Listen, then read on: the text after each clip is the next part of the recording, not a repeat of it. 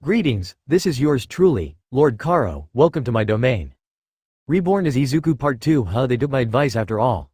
Whoa, now that's amazing, it doesn't cover much anymore. Ochako was looking at Momo's new outfit. It was like her leotard, but now it had sleeves and pants. The material was red and very thin. There were plates of armor on her shoulders and shins. She got rid of her book and had a small screen on her wrist. She even wore a yellowish visor over her eyes. Melissa helped me with the costume. Midoriya actually told me that there was a way to create a fabric out of my hair and some of my skin tissue. Melissa was able to make it so that my costume doesn't rip from my creations and the small devices to replace my book and make it easier for me to search. Momo explained and gave me a smile. Melissa helped me by making this stealth suit. Toru waved her arms. The suit was a light gray spandex with boots that didn't make any sound with any step she took. It can turn invisible when I needed to. The boots make me as quiet as a mouse. She jumped and giggled, and it's waterproof. Kaminari smiled. Wow, her costumes look awesome. Maybe I should get upgrades myself. Sato blinked and pointed to one of the pipes. Hey, isn't that All Might standing there? All of us turned to see All Might in his buff form hiding behind a pipe, shaking in fear. Hello students. He stuttered and hit again. I frowned. What could scare the #1 hero so bad? Okay, enough lollygagging. Today, you'll be playing a game of hide and seek. In this game, you have to reach the finish line before your chaser catches you. Mr. Aizawa explains. Cyril looked around. Wait, chaser? As in one? Mina raised her hand. Where's the veteran? She asked. Aizawa stepped aside and my heart dropped. Behind him was Gran Torino. He looked to be in senile mode. Ah, hello there. I looked in fear. I respected the man greatly for his dedication to being a hero at such an old age, but he was a scary guy. Bakugo growled, the fuck is this? I thought we would be getting a veteran pro hero, not a grandpa. Sir, is this wise? Sue asked, raising her hand. Don't judge a book by its cover. You all have 10 minutes to escape him. If he tags you, you're out. I swore that I could see the cruel grin on his face. Ochako looked at me, noticing my stiffened state. Deku, are you? Before she could finish, I aimed and shot an air bullet at Gran Torino, causing the old man to disappear in a gust of wind. Don't think. Run. I screamed and used Black Whip to swing away. Everyone looked shocked and then, it started. Ah, ga, owie. In 5 seconds, Koda, Toru and Aoyama were knocked down by a small fast object. Aizawa smirked. Your 10 minutes have already started. Get going. Everyone was knocked out of their stunned states and scrambled away. Momo created a grappling hook. Ochako, Jiro and Kami grabbed on. Ochako made them both weightless and Momo grappled away. Iida ran using his turbo speed. Bakugo blasted into the sky. Kirishima ran after Bakugo. Mina skated away. Sato, Tokiyami, Shoji and Ojiro ran the same direction. Sue hopped away as fast as she could and Denki hanged onto Zero as he swung on his tape and Todoroki used his ice to skate out. Aizawa, you're evil, All Might called out. You're just mad because your old master kicked your ass the moment he saw you. Aizawa responded, walking away. Bring them to the finish line. He told the medbots as they picked up the unconscious students. I jumped from pipe to pipe and used Black Whip to swing whenever I was too far from landing. Nezu brought Gran Torino here. How was he able to convince the old pro? Was it because I didn't go to him for my internship? Well, doesn't matter right now, just need to be sure that he doesn't catch me. I stopped on top of the water tank and looked around. Maybe I should add a cape to my costume, a white one, it would look cool. I closed my eyes and I could hear the faint explosions in the distance. One of the things that was passed over from my old body was my keen sense of hearing. I sighed and twitched, hearing sounds of air bursts. My eyes snapped open and I leaned to the side, dodging Gran Torino. How he wasn't going all out. Holding back, old man? I gave him a smile. He hovered in front of me with a smirk. So you're Toshinori's successor. I gotta say, I was disappointed to not have you come to internship with me. But seeing you handle one for all correctly, I can understand the need to branch out. He charged at me again, but I jumped over his lunge and swung away. I couldn't help the grin on my face. Something about this was familiar. I charged up to 15% and jumped from pipe to pipe. I couldn't hear Gran Torino anymore, so he must be going after another target. I stumbled across medbots taking Kaminari and Shoji to the west. Poor guys. I went west and shot Black Whip behind me, stopping me in my tracks as Gran Torino shot up under where I was. Our eyes locked. Gran Torino's eyes widened as he could have sworn that he was looking at his old friend Nana. The kid had a smile that looked so similar and his eyes held the same warmth and kindness. You haven't changed a bit, Sorihiko. Midoriya spoke as he landed and a look of confusion formed on his face. Gran chuckled and flew away. That boy. I landed on the platform that was supposed to be the finish line. I landed and saw almost all my classmates on the floor groaning in pain. Some were unconscious. Geez, that old man showed no mercy. Mr. Aizawa and All Might were standing next to each other. All Might seemed to be muttering an apology. Bakugo landed next to me and looked at all our classmates. Fucking extras. I slapped him over the head. What the fuck was that for? He screamed at me. Shoto came up next, as did Ojiro. How did he evade the old man? Good work, you four, you made it. Aizawa congratulated us. Gran Torino came up next to him. Bah. These kids are too green. The old man turned to All Might, who flinched. You couldn't toughen them up more, you big oaf? Well, sir, you see, but All Might was cut off by boots to the face from his old master. The fuck is with that old man? Bakugo asked, looking with a face of disbelief. Kirishima rubbed his stomach. He was able to break through my hardening. I snorted. I'm not surprised. That's All Might's master. Some looked at me and then at the old man scolding the symbol of peace while Aizawa watched with twisted satisfaction. That man taught All Might? Ojiro asked, stunned. Wow, I feel honored to have my ass kicked by him, Kirishima said. He holds nothing back. Momo held her stomach feeling sick. I chuckled a bit as Aizawa dismissed us. All Might walked past me. Come to the lounge room, we need to have a talk. He told me. I blinked and looked at him as he and Gran Torino left. At the locker room, I took off my gloves and suit. Man, today was tough. That old guy really had me going. Kirishima spoke up as he took off his hero costume. Shows us how much we need to improve. Iida said and held his side, though, the way they showed us was quite painful. I can see how training like that got All Might where he was today, in all his dazzling glory. Aoyama rubbed his sore stomach. You extras are pathetic. Bakugo took his mask off. Bakugo. I called out, making said boy growl. All you need is more training, he gritted his teeth. Whoa dude, you're taming the beast. Kaminari smirked. Can he fetch and play dead too? I raised an eyebrow and looked at Bakugo smirking. Why, as a matter of fact, he does. I said, Bakugo matching my smirk. Fetch, I simply said. Kaminari's eyes widened as Bakugo stalked towards him. Careful he bites, I sang as I put on my shirt. Don't worry, this will be quick. Bakugo let out small explosives out of his palms as Kaminari whimpered. Midoriya. Iida looked at me. Relax, I'm not gonna let him blow up Kaminari. I waved Iida off. Bakugo, that's enough. Remember, Recovery Girl is still mad after you sent him to her office last time. Bakugo stopped and looked at me, then back at Kaminari. We're safe for now, Dunce face. He walked back to his locker.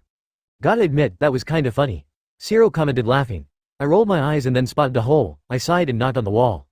Hey girls, found something here. I called out. Is that a peeping hole? Jiro exclaimed. Don't worry, no one is looking through here. I assured them. I wouldn't mind if you took a peek, Kami called, making me blush and look at the guys giving me smirks. Momo, please patch the hole. I called. Already done. I sighed and walked past Bakugo smirking. What are you smirking at? Oh, nothing. I think I'm gonna get a girlfriend before you. Oh, shut up, Bakugo, and kiss Kirishima or something. I smirked, seeing him turn red. The fuck is that supposed to mean? I speed walked out before he could chase me down. I walked to the lounge after a little incident in the locker room. Long story short, a midget was found in the girls' locker room and I kicked his ass all the way to RG's clinic. I walked up to the door and knocked. Come in. I walked in to see All Might. He was in his skinny form and Gran Torino, sitting on the couch. Take a seat, young Midoriya. He offered. I took my seat and looked at the two. You're Toshinori's successor, huh? I didn't think much of you when I first saw you. Plain at most. Gran Torino spoke up. I felt my eye twitch in annoyance. It's always that one feature. But from what Toshinori told me, your handle on One for All has become even better than this oaf's. He used his walking stick to point at All Might. Young Midoriya, how much can you use without breaking yourself? All Might asked me. I hummed and cupped my chin. I think I can use 25% safely, but I can push it to 45 if I need to. I responded. All Might smiled. That's great. Gran scoffed. I'm not surprised. You have a small body. It'll take years before your body can handle the immense power. Actually, One for All is changing my body little by little. I interjected. What do you mean? My mentor asked.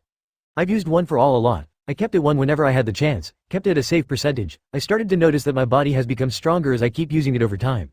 I explained. When I first used my Delaware Smash, my fingers became sore after using it 5 times. Now I can use it 10 times. So your body is adapting to the quirk. Great. I thought that I needed to teach you how to use it, but seeing it now, I don't think it's necessary, Gran said, crossing his arms. Toshinori also told me you spoke to Nana. His voice became softer. I nodded. And today, you had the same look as she did. I blinked. Was that what happened? Huh. One for All must be leaking out some of her memories. I mumbled. Well, be careful. You don't want to have more than one set of memories. All Might warned me. Yeah, a little late for that, All Might. Can you talk to them again? Gran asked. I looked at them. I don't know. I never actually tried. I rubbed the back of my head. Maybe I can try meditation while channeling One for All, I suggested. All Might and Gran Torino looked at each other, then at me. We'll go for it. Nothing to lose, right? Gran shrugged. I got on the floor and got into a lotus sitting position and closed my eyes. Let One for All flow. I could feel the power course through me. Okay, now, relax. Clear my mind. I opened my eyes and found myself in the Vestige world. I didn't think that would work. I commented and looked down. I was in my real body. I brushed my fingers against my black hair. Strange, it's been a while since I've seen this part of me. Hello. I jumped and turned to see the first wielder of Ofa. Oh, hi. I waved nervously. He gave me a soft smile. Come on, the others are waiting. He started to walk into the abyss. I followed after him, staying close so I won't fall. Could I fall? We arrived at an area with 8 thrones. 2 people were staring at the wall. The other users were seated. All Might's astral form was flickering. Hey kid. Nana waved with a smile. It is a pleasure to meet you. I am Hikage Shinomori. Hikage Shinomori greeted. Yo. You know me already, kid. Daijoro Banjo smiled with a peace sign. And I am N. The high-collared user introduced himself. Just N? I asked with a tilt of my head. The man simply smiled. And I am Yoichi Shigaraki, the first. Yoichi sat down on his throne. I looked at the other 2, the second and third users. They don't accept me, do they? I stated. Yoichi sighed. They do not, but now we have something to discuss. I looked at Yoichi, your future knowledge. The first user leaned back. The information in your head is the key to a brighter future. You already changed so much from the canon timeline. We just need to be careful on how to use it. You guys seem very relaxed about this information, I stated. We were surprised once we had access to your memories. We're over. Nana waved me off. I don't have a lot of screen time, Daijoro complained. Back on track, the heroes lost the war because of Tamura gaining All for One and getting the support of the Meta Liberation Army. We need to stop those events from happening, Hikage explained. I have a few ideas on how to go through with that, but we need to wait until after the Battle of Camino. I responded, you're gonna let that happen? Yoichi asked in surprise. It has to happen. If All Might beats All for One, then Tamura will be on his own for a while, I explained. And the Yakuza? En asked. They need Eri for their plans. I have to keep her away, if I can take them out before the Battle of Camino, then the Tamura will be lost. You won't be able to do anything without a provisional hero license, Nana added. Crap. I sighed. Well, I'll figure it out as I go. I shook my head. Fine, on to the next subject. We weren't planning on telling you this until you had more control, but I think you need to hear this. Hikage got up. I died at the age of 40. Can you guess why? I blinked at his question. All for One found you? I asked. No, it was old age, he revealed. Wait, what? I looked at the other users. So One for All cuts the lifespan of the user. I stopped myself. Wait, no, if that was the case, then All Might wouldn't be alive. One for All has gotten too powerful for one person to bear. Think of a person like a chalice. The One for All is the liquid. If the person already has something in the chalice, then it will overflow. So, it's because me and All Might were quirkless. We had nothing in our chalices and One for All became a real quirk. I put the pieces together. Wait. Ochako, I exclaimed. Oh man, did I just shorten her lifespan? I paced in panic. I was hit in the head by Hikage. No you didn't, you only transferred some of the power One for All had. She doesn't have the quirk, she's fine. The fourth user reassured me. Okay, that's good. I sighed in relief. Wait, if I can transfer power to Ochako. I looked at them. I can transfer power to others, I grinned widely. I can give them a boost in their quirks, make them stronger, prepare them. I stopped. I need to test it first. Also I need to boost quirks with combat capabilities. No offense. I looked at the others. You have a point on the combat part. For what's to come we need to choose wisely, Yoichi said. Still, quirks aren't everything, remember that. Anna reminded me. Hey, funny since a quirk is letting me talk to ghosts. I rolled my eyes and sighed. So when are you planning on telling them? Nana asked me. Telling who? I looked at the seventh. All Might, your mom, your friends. When will you tell them who you really are? She asked, staring into my eyes, into my soul. I bit my lip and turned away. I don't know if I will. I responded. Why not? She pressed. I didn't answer. I kept my gaze fixed on the abyss. You're afraid, Yoichi said, getting up. You're scared of them rejecting you. Nana frowned. That Bakugo kid already accepted you. I don't think Toshi will reject you. I clenched my fist. I think we're done here. I whispered and walked away. Stay strong, kid, Nana muttered as the area faded behind me. I continued to walk. It wasn't easy. How would they react? Inko and All Might were different from Bakugo. I held my head. I can't do it, I muttered. DON. TB. ES. CA. RED. I stopped and turned around. Nothing but the black void. I shook my head and slapped myself awake. I opened my eyes to see the two looking at me with tea in their hands. The sun was setting now. How long have I been out? I asked. Quite a while. 20 minutes. All Might checked his watch. Did it work? Gran Torino asked. Yeah, it worked. I got up. What did they say? I looked at them. A lot of stuff. I sat back down. I decided to tell them about the users feeling that All for One is active. I idly listened to the two as they talked, but I wasn't fully paying attention. What was on my mind was that voice. It was so familiar. I looked out the window and watched the sunset. Young Midoriya. I turned to look at my mentor who looked at me worriedly. Are you okay? I faked a smile. Yeah, sorry, what were you saying? Chapter endnotes. Okay. This was difficult to write. I have ideas and I really want to do them. I might just do them. Some of them will surprise you. Or you might just abandon this story. Anyway, I hope you enjoy this chapter. Next time, the preparation of finals. Chapter 18. Chapter summary. Preparations of the final exams, and a surprise. Chapter notes. See the end of the chapter for notes. Things went on as always. Classes kept moving. Midterms came and left. I didn't study for the exams, Kaminari and Mina exclaimed. Mina had her hands behind her head and Kaminari looked panicked. Tokiyami sighed. It's been difficult with everything going on. Kami sighed. You know you could have used your free time at your internship to study. She leaned her head against her palm. Kami. 6th rank. The heck? The hottie is smart too? Kaminari was shocked and then yelped when Kami whacked him in the head. Of course I'm smart. I'm not all looks and no brain. She sounded offended. I was writing on my black notebook. I might as well give some words of encouragement. Mina, Kaminari, I know that you can do your best and ace this exam. I gave them a smile. Yes, put your mind to it, then it'll be possible. Iida agreed with me. How could you be failing if you're attending class? Todoroki asked softly. Izuku.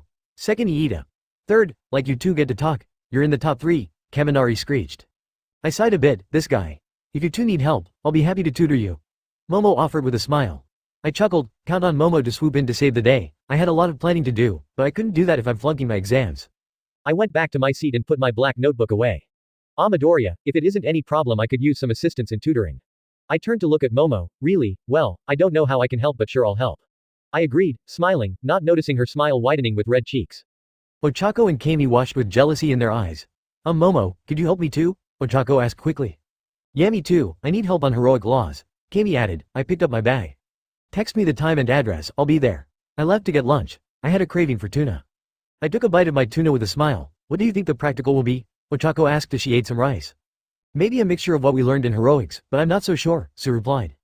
I think that it will be a combination of all we learned just like the written exams. We just have to keep our wits about us and we will excel, Iida boasted.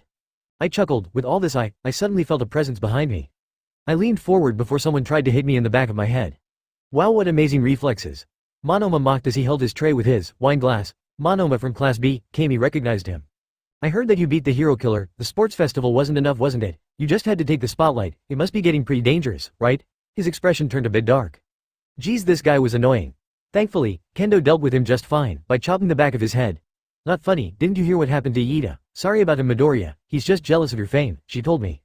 I smiled. It's no problem, Kendo. Oh, and I saw your commercial with Uebami, you looked amazing. I praised, causing her to blush. Thank you. Everyone at the table looked at me. Does he know he's flirting? Kendo shook her head, her blush receding. Anyway, I heard you guys talking about the practical, between you and me. I think it's a battle with the robots from the entrance exam. Kendo told us. Robots? Ochako asked. Yeah. The orange-haired girl nodded.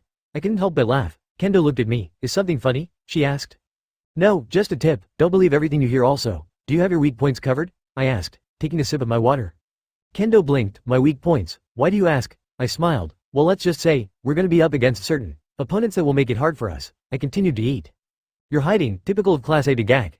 And like that Monoma was out. Okay, well thanks for the tip. What's your source? Kendo pressed. A rat who teaches my baby sister, I revealed. Kendo pursed her lip and left with Monoma in tow. Everyone at the table was looking at me. Do you know what the practical exam is going to be? Kami asked. I didn't answer. Can you at least tell us what we can expect? Ochako begged, leaning forward. I smiled at her and poked her nose. Boop.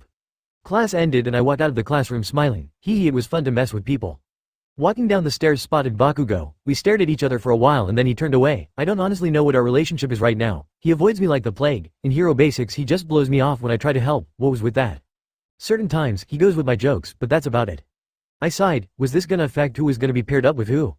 I walked to find Momo waiting. Oh, Midoriya. I have a time set. Tomorrow at 2 p.m. if that's alright with you. She asked. Sure, that'll be fine. I confirmed. Also, I was wondering if you had a preference for any dessert after the study session. She looked down shyly. Oh well, anything you have will be fine. I smiled. Is there anything you like in particular? She asked. Oh well, I like white and milk chocolate chip cookies. I muttered, rubbing the back of my neck. I can have some made, she smiled. I will see you tomorrow. She ran off. I blinked at that and looked down. Should I let her down easy? I sighed. Another time. Now was a time to focus. I went to the support studio to talk to Melissa. I was about to knock but remembering my last experience coming here, I stepped aside and knocked. The door opened and Melissa poked her head out. Midoriya, don't worry, come in. She invited me in. I walked inside to see Hatsume sleeping on her desk, a dart sticking out of her arm. I made a tranquilizer gun, power loader approved. So what can I help you with? She asked me with a smile. Well, I need to ask, what do you know about boosting quirks? I asked. Melissa blinked. I know of the illegal drugs. Wait, you're not? I shook my head. No, I mean the safe kind. I denied, I wasn't a drug user. Oh well, there are some support items that help quirks but not really boost them. Why? I bit my lip. Do you remember at the sports festival when I was struck with lightning? Well, when Ochako touched me as I was electrified, some of the power from my quirk transferred to her. The power boosted her quirk, making it evolve. Now she can control the gravity of objects. She still can use the old aspect of her quirk but now she can do more than before, I explained. Melissa stared at me for a moment before she pushed me onto a chair. Wait here. She ran to her workbench and took out a strange device and placed it on the table next to me. She plugged in some cables and placed them in my hands. Okay, now I want you to try and power the battery, she ordered. I nodded and activated OFA. Letting it sit at 20%, I tried to push energy into the cables. The device beeped a few times before it exploded. I jumped as the shrapnel flew. Thankfully, Melissa wasn't hurt but she looked like she was shocked and very excited. Oh my god, I have to talk to Uraraka. She took out her notepad and wrote down notes. So can also power devices. I have to tell Dad. She suddenly hugged me. Thank you for telling me this, Midoriya. She pulls away with a wide grin. This is huge. I had to wake up May. I was stuck there with two mad scientists until Power Loader came to save me. Melissa told me she wanted to work on this new quirk booster more later on. I hoped I could do good with this. The next day, I was walking to Momo's mansion. Yeah, her mansion. I had my bag ready with books to help with the tutoring. I found my classmates staring at the gate with wide eyes. Ochako fainted but I caught her before she could hit the floor. Hey guys. I greeted. Dude, Yayorozu is loaded. Kaminari screeched. Yeah, let's go inside. Ochako opened her eyes and blushed when she realized that she was caught by her crush. I looked at her and smiled. You okay? I asked. Ochako jumped up. Fine, I chuckled and we went inside as the gates opened. I rang the doorbell and Momo opened the door with a beaming smile, a bubbly aura surrounding her. Oh, you're all here. Come in. She opened the door, giddy gliding through the room. We were in the study hall. Man, how many rooms does this mansion have? Momo handed me a book. We will be covering the basics first and then work our way up. She then ran to the door and brought in a trolley with some snacks. She took a basket with cookies and handed it to me. For you and Eri. She smiled, blushing. Ah, thanks. Eri will love these. The girl has a sweet tooth. I took a bite and hummed in delight. Great, I praised. Oh, thank you. Momo beamed brighter. If you two are done flirting, can you pass the chips? Mina smirked. We both blushed. This was gonna be a long week. Mina dragged me and the rest of the squad, Ochako, Kami, Iida and Kirishima, out to the city 2 days before the exams. Come on. This new place opened up and I want us to try it. I rolled my eyes. Classic Mina. Hey, don't roll your eyes at me, mister. You're almost all work and no play. Because we need to study for the exams, but I do agree. A break will do everyone good once in a while. I looked at Ochako. Any idea where she's taking us? I asked. No, she responded. I leaned in and whispered. If she kills me, give all my possessions to Eri. I whisper, making her giggle. Hey, it's a surprise, Mina pouted. Kidding. I raised my hands in defeat.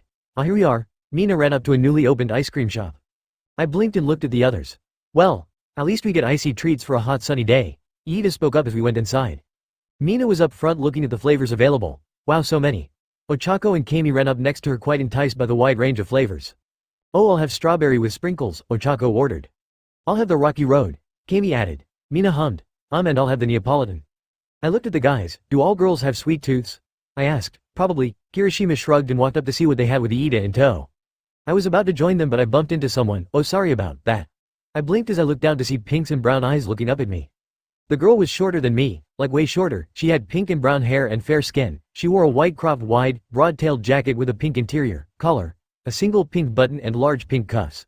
She wears brown pants with a dark belt that has a gray buckle and an additional narrow belt under it.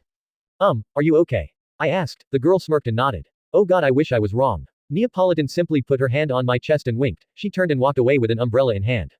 Mina came up to me. Hey Midori, do you want to try some Neapolitan? She asked me, offering me her cone. I looked at the ice cream and back at the door where Neo left from. No, I want to get my order. Ochako came up looking confused. What's that about? She asked. Mina shrugged.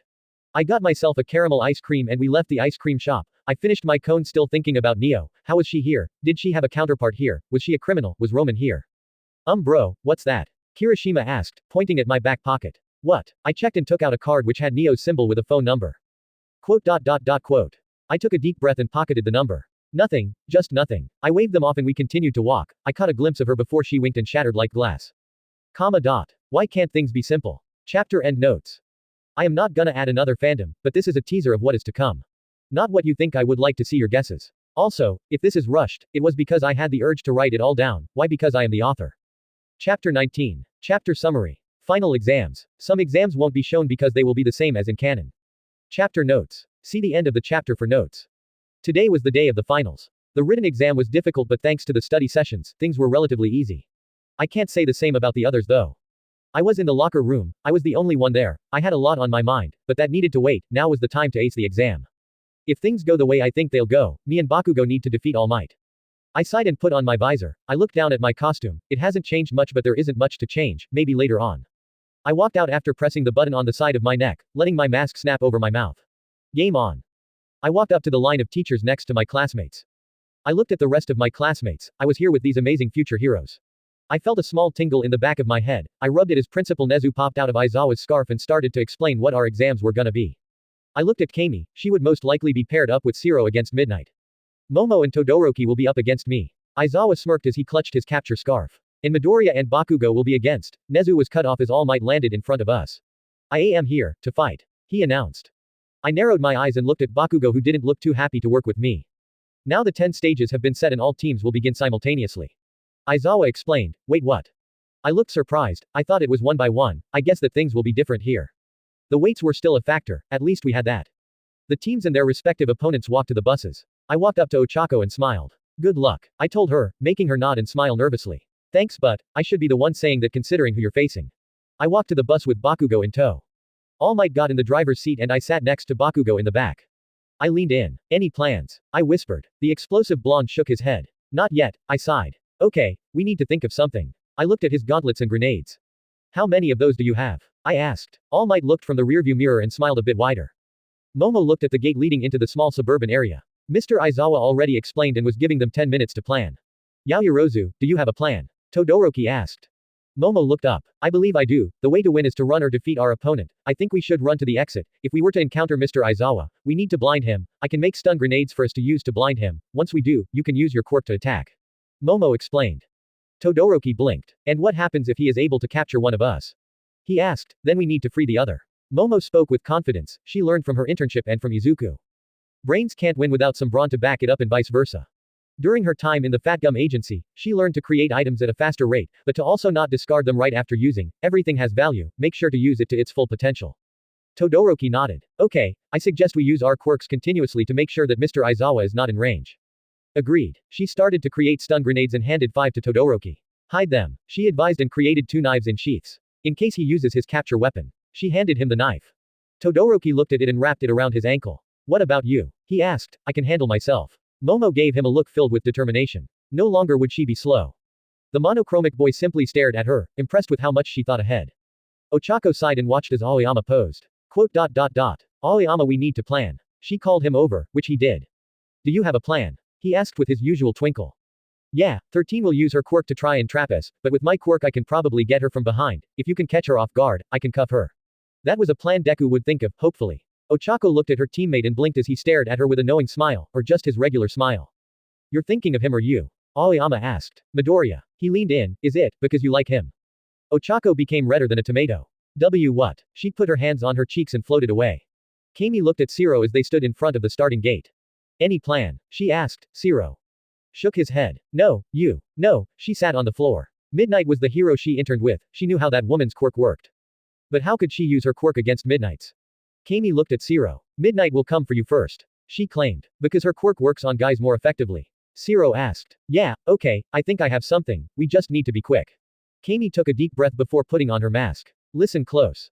Kaminari and Mina looked at the starting gate. I don't think we should underestimate our principal. Kaminari looked at the pink girl. Yeah, I agree. Mina nodded. With what Midoriya said, he can be pretty tough if he really puts his mind to it. She looked around and stepped back. Hey Kaminari, see that crane? She pointed at the tall structure. Kaminari walked up next to her and saw it too. Fight. Kaminari smirked. Oh yeah, Mina grinned. I started at the gate leading into the fake city and then to my teammate. Okay, so we're good on the plan. I asked Bakugo. Yeah, work together and win. Bakugo waved me off. Bakugo, you do know why they put us together, right? I asked with a stern look. Bakugo stared at me before sighing. Yeah, I know, I'm not good with working with others. He responded. First time for everything. I flexed my wrist. Everyone in position. The speakers came to life. I looked at the gate and charged up full cowling. Let's end this man's career dynamite. Bakugo smirked. Fine, but keep up Deku. I rolled my eyes. Ready. Go. Momo and Todoroki ran through the streets. Momo was creating small Matryoshka dolls as they ran. Let's hurry, Mr. Aizawa might be on the prowl. Todoroki took point as Momo looked behind to see if their teacher was following them. We need to be fast. Momo told him. Suddenly, she couldn't create any more dolls. Momo's eyes noticed also and threw the grenade in the air. The flashbang went off. Momo closed her eyes beforehand and found their teacher, standing on one of the roofs, rubbing his eyes. East, she called and Shoto created an ice wall to cover their line of sight. Okay, come on. Momo ran forward with Todoroki following. If we were getting close to the gate, Mr. Aizawa would be trying to steer us away, so we need to go around and see if the gate is there. Momo explained as she started creating once again. We don't have a lot of time. Todoroki countered. If it comes to that, we have to trap him. Momo turned a corner. Midnight tapped her foot impatiently as the match started 5 minutes ago and the team she was supposed to face haven't even showed up yet. What is taking those two so long? Midnight groaned. The gate was right behind her, so either they beat her or lure her away. Kami's quirk is illusions. She narrowed her eyes and walked forward. If I were them I would use her quirk to hide my location. She licked her lips. My, what a devious strategy. She snapped her whip at a pile of rocks. If I didn't train you to use that quirk to the fullest. The rocks disappeared showing Kami and Zero. Trying to test my patience, she smirked. Zero gulped and stepped back. I knew you would do this, I know we can't sneak past you. Kami smirked back and blew hard into her breather and smoke came out of her fingertips covering the whole area. The smoke cleared to multiple versions of Kami and Zero, scattered around the area. Try to find the real one, the Kamis called all at once. Yeah, the Ceres agreed. Midnight couldn't help but feel proud. Now that's using your head. She snapped her whip at a few illusions. Ochako was hiding behind a wall as was Aoyama. 13 was using her quirk to keep them in place. The goal right behind the pro. Nice try heroes, but I'm not letting you pass. 13 declared, not letting up her quirk. Ochako smacked her forehead. There was nothing she could use as a weapon, no debris, nothing. And Aoyama couldn't use his naval laser. Everything was getting sucked into 13's black hole, even any debris that was laying around. She looked at Aoyama and then at her hands. Do you have a plan? He asked in a panicked tone, her eyes widened. I think I do. She jumped into the open, letting herself be pulled into the black hole. 13 looked shocked and stopped her quirk. Sorry about this. Ochako reached out and increased the gravity around 13, bringing her to her knees. Aoyama, she called. The sparkling hero in training ran up and put the cuffs on her. How did you know that would work? He asked his teammate. The teachers are acting like villains, but they won't actually try to kill us. Ochako winked.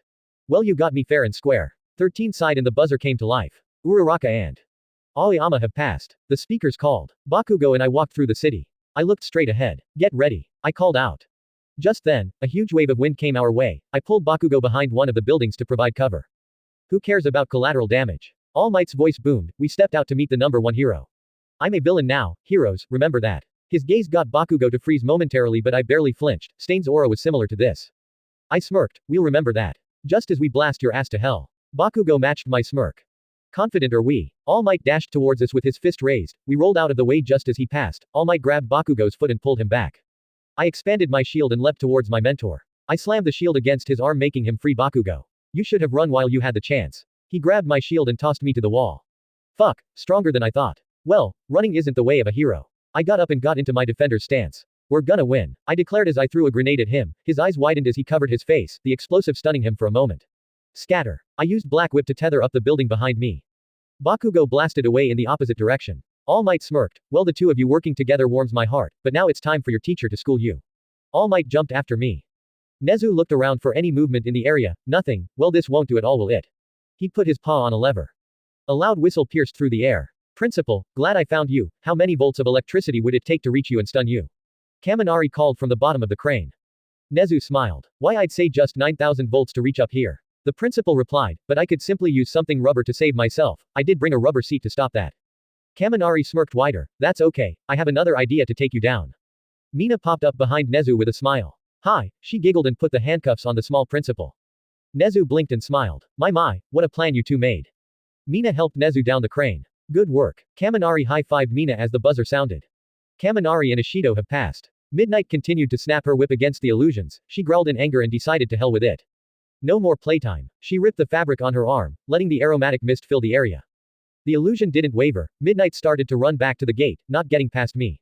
She stopped and turned to face the illusions. The illusion started to fade as the buzzer sounded. Yutsushimi and Siro have passed. The hero's eyes widened and she looked behind her. The air shimmered and smoke dispersed, showing Kami and Siro waving at her. We won. Kami jumped up and down in victory. And with time to spare. Siro responded.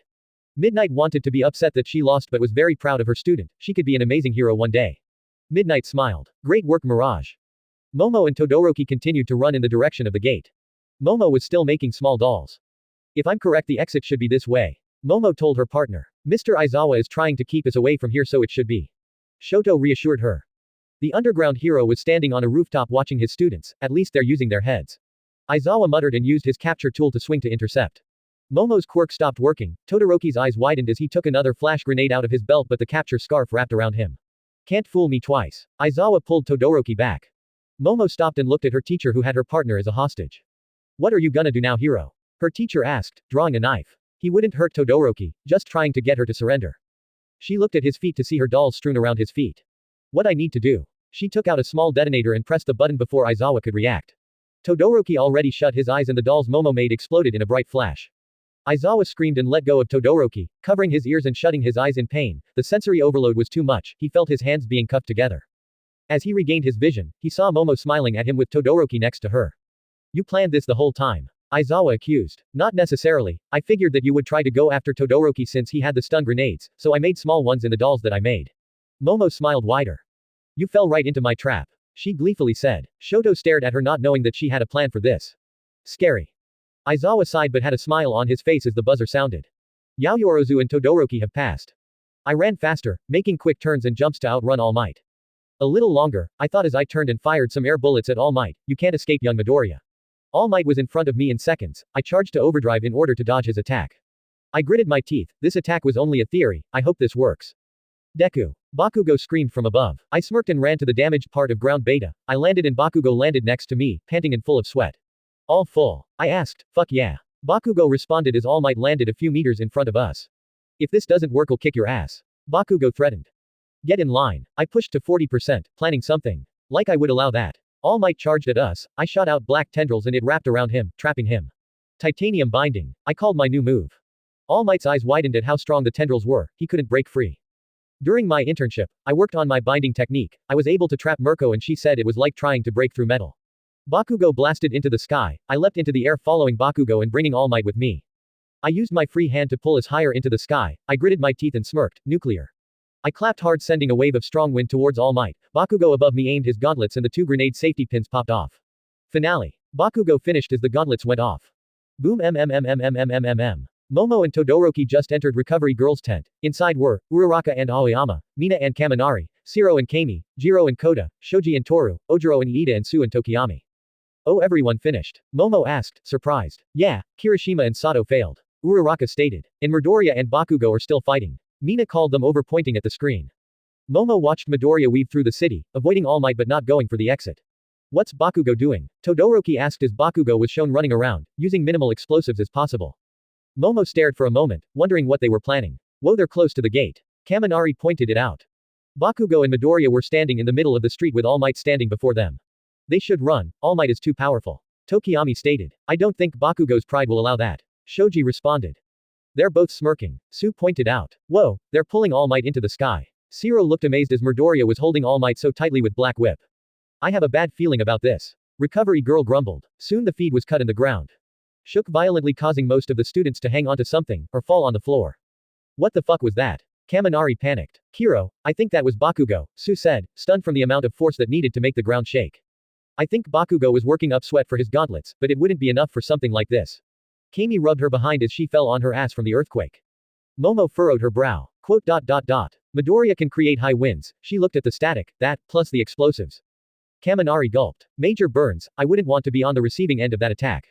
Everyone nodded. Recovery Girl typed on the keyboard trying to get the picture back. I landed on the even more ruined street, panting with a proud smirk on my face.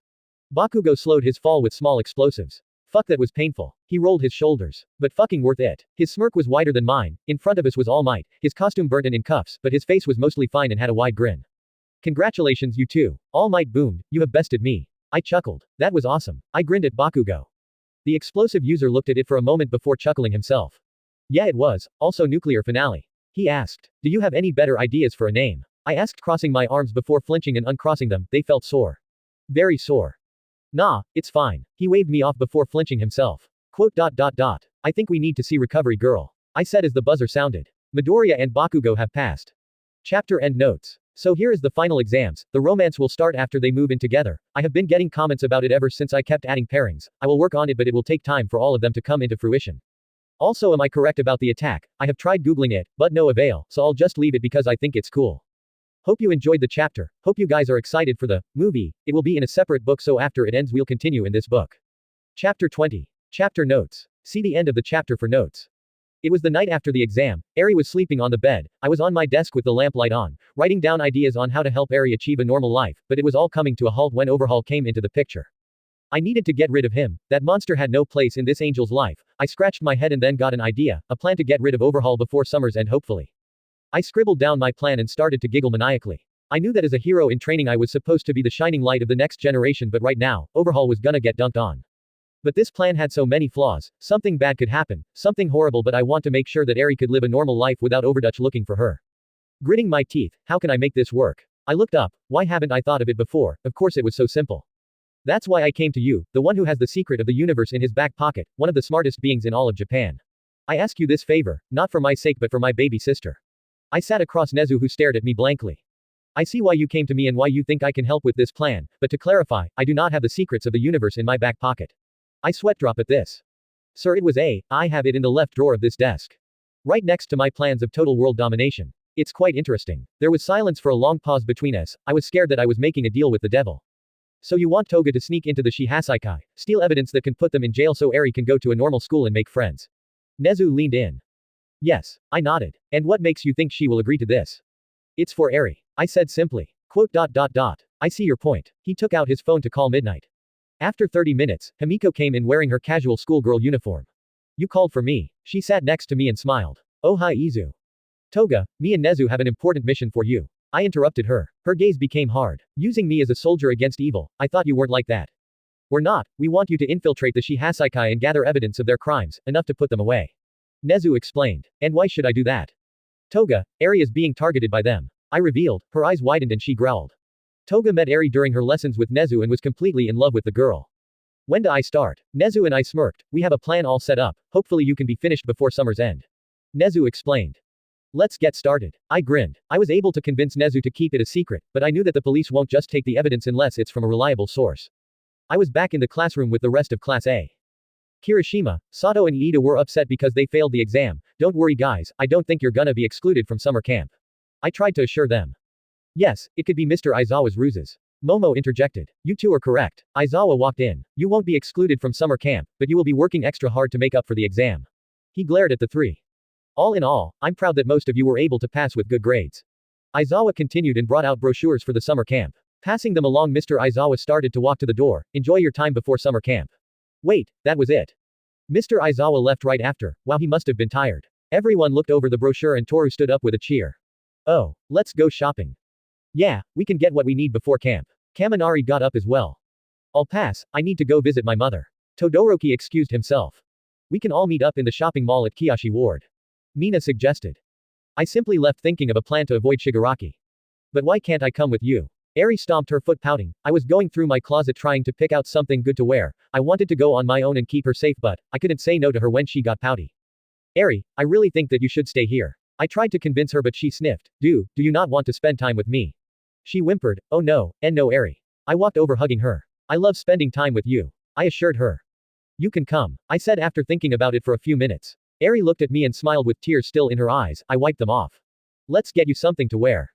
I had to keep Eri away from me. If Shigaraki got to me then she would be in danger. We walked out of the train to the mall. Should I catch Shigaraki, let him escape? This stuff wasn't easy. Big brother, you're muttering. Eri poked my head as she rode on my shoulders. Sorry, are you excited to see everyone? I asked with a smile. Yeah, Eri cheered. I found the group waiting at the entrance. Hey everyone. I greeted and instantly felt the weight on my shoulders ease. Hi Eri. Mina had the girl in her arms and cuddled her. Big sister Mina is here. Toru ran up to the two. No fair, I wanted to cuddle Eri. She complained. Hi everyone. Eri greeted them happily. This girl was so bright, I was so happy I had her. Let's go inside. Iida exclaimed and we did. The mall was huge. Everyone was chatting among themselves. I looked around, anxious about the encounter with Shigaraki. I felt a tap on my shoulder and looked to see Ochako looking at me concerned. Are you okay Deku? She asked. I gave a nod and smiled at her. I'm fine, just thinking on what to get, maybe some bug spray. I suggested, oh me too. Ochako grinned back at me. Eri ran up and pulled on my leg. I kneeled in front of her. What's wrong? I asked my little unicorn. I wanna go on the rides. I looked up to see the train rides. Oh well. I hesitated. I can take her. Sue offered. Are you sure? I asked, receiving a nod. My siblings are the same. Maybe I should arrange a playdate with Sue's siblings. Okay, please watch over her. I didn't want Eri near me right now, I had to be careful. Like a frog, she responded, making me chuckle. I went with Ochako around the mall. Ochako spotted something and gasped running over. Deku look. She barely contained her squeal. I went over and felt my face heat up in embarrassment. In one of the stores, were toy replicas of my mask and visor, even my shield. You have merchandise now. Ochako grinned at me. Quote dot dot dot. I didn't ask for this. I mumbled and pulled her along. No. I wanna get one. Ochako pouted as I pulled her away. No. I said with a blush. I did feel flattered though. As we walked around, I looked at Ochako. Hey I need to go get some new shoes, I'll meet you at the place where they sell the spray. I told Ochako, who nodded. Oh okay, see you there. I broke away from Ochako rushing to the place where Shigaraki was supposed to be. I looked around for the dark hoodie but nothing, was he not here? Was my meddling the cause? I sighed and walked to find Ochako. Where was she? I saw a familiar bob of brown hair and I walked closer before I froze at what I saw. Shigaraki had his hand around Ochako's neck. I felt a spike of anger rise up as I walked towards them. How was I so careless? Luckily I was behind them. I slowly walked up to them, using the bustling crowd to hide my presence. Don't struggle, I just want to talk. Shigaraki told Ochako. I then grabbed his hand pulling it off of Ochako's neck before he could react. Then let's talk. I responded. I felt his hand grab my arm with his pinky lifted. Izuku Midoriya, I was looking for you. Shigaraki glared at me with his blood-red eyes. Ochako looked pale and breathed heavily. I gave her a reassuring smile. Go and find our friends, me and Krusty here are gonna have a nice conversation. Ochako was about to protest. Go, I'll be fine and don't cause a scene. I pressed. If she caused a panic, Shigaraki would act. Ochako reluctantly walked backwards before rushing off. Why do you lie to her, you know that? You aren't gonna be fine. He asked. I gave him a glare. Because I need to give her some hope. I replied. Hope, ha. Shigaraki scoffed. You know, ever since I met you, you've been a pain in my ass. He gripped my arm tighter, his pinky still up. Apologies, I just don't want others to get hurt. I snarked. Well, while we're talking, why don't you answer me something? We stood in the center of the crowd. I needed to get him to a more secluded area, but he probably won't allow that. Ask away. Why is it that people are listening to you and Stain? He asked. Stain is destroying what he hates and people rally behind his cause, and you, a student, make a big speech and others rally to your cause. He narrowed his eyes. Man, he was ugly. When I destroy stuff I like, no one notices. When I talk, no one listens. What separates us? He asked. I looked him in the eyes. I couldn't lie and throw him off. I was at his mercy. What's your goal? I asked. My goal is to destroy. He responded. Yeah, but why? I asked. Shigaraki gritted his teeth. Why? He closed his eyes and gritted his teeth harder. Because, he tried to speak, because you just want to, because what you hate is childish things. Stain wanted to kill heroes because he thought they were fakes, he had conviction to see his ideals through to the end. People listened to me because I spoke the truth and I showed how much they weighed, I showed them that I was worth listening to. I glared. You're a child, Hosu wasn't planned, was it? It was a temper tantrum, a baby crying for attention. I felt his grip tighten. You have no goal, no reason to hate something, you just do. I couldn't stop myself. I watched Shigaraki clench his eyes shut, his breathing became heavier. His eyes suddenly widened and he grinned. What? I see it now, you're right, I've been going about it all wrong. He looked at me, I could see the realization in his maniacal eyes. It's because of All Might, you too admire him, you take after him, it's all his doing. His conviction was forming. I just have to get rid of him and society will crumble, but first, let me get rid of a rising star. He then let his pinky down.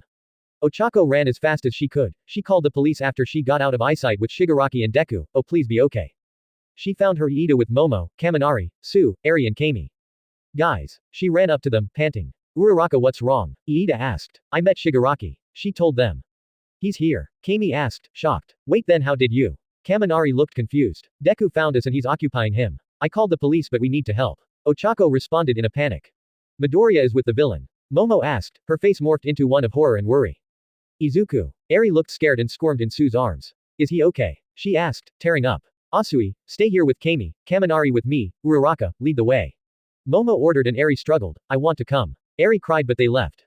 I need to see him. Eri begged Sue, who looked torn. Kiro, okay, but we need to keep our distance. Sue looked at Kaminari who nodded. Let's follow. The three ran after their friends. I gritted my teeth as my wrist was disintegrating under Shigaraki's touch. You could let me go and I'll stop. The villain gripped tighter, making me grunt. I'm not gonna let you hurt others. I told him. Well, how noble. Deku. Ochako's scream tore through the crowd. Ah, fine, be a hero. I lost feeling in my hand, making me let go and Shigaraki walked away, blending into the crowd. Farewell, Izuku Midoriya. The crowd finally realized that something was going on and was panicking. I fell to my knees holding my arm, I shook and breathed heavily. Looking at my wrist, I saw it disintegrating, I could feel bile rising up my throat. The pain from me breaking my arm was way different from this was slow, very painful. My ears were ringing, I felt someone grab my shoulder, I lifted my gaze to see Ochako looking at me with a look of guilt and was speaking to me, what was she saying? I looked at Iida and Momo, Iida looked shocked and Momo looked horrified, close to tears with her hand covering her mouth. Are you guys okay? I asked. Ochako blinked and held my normal hand. Are we okay? She asked in disbelief. You need to get to a hospital now, recovery girl can help with this. She looked at Iida, where are the police? She demanded. Izuku. I looked behind them to see Eri crying and reaching out to me, her horn sparkling. Oh no. Sue. Let her go. I tried to stand. Sue didn't respond as she stared at my hand. I don't have time for this. I ran over and pulled Eri from Sue's arm. I needed to hide. I didn't know who's watching. I ran with Eri in my arms, ignoring the cries from my friends. I was able to find an empty hall. I held Eri as her quirk activated. Eri, it's gonna be okay. I held her close, but, your hand. She tearfully looked at it and gasped as it started to heal, or more accurately, rewind. No. Eri tried to push me away. I don't want you to disappear. She begged. I shook my head. You won't make me disappear. I assured her. I could feel my wrist again. I looked down and saw that it had been rewound back to normal. See, you healed me. I showed it to her. You saved me, now please, you need to turn off your quirk. I pleaded. Her face scrunched up. I can't. I held her tighter. You can. Imagine a box. That box is your quirk. There's a switch. It's on. You need to switch it off.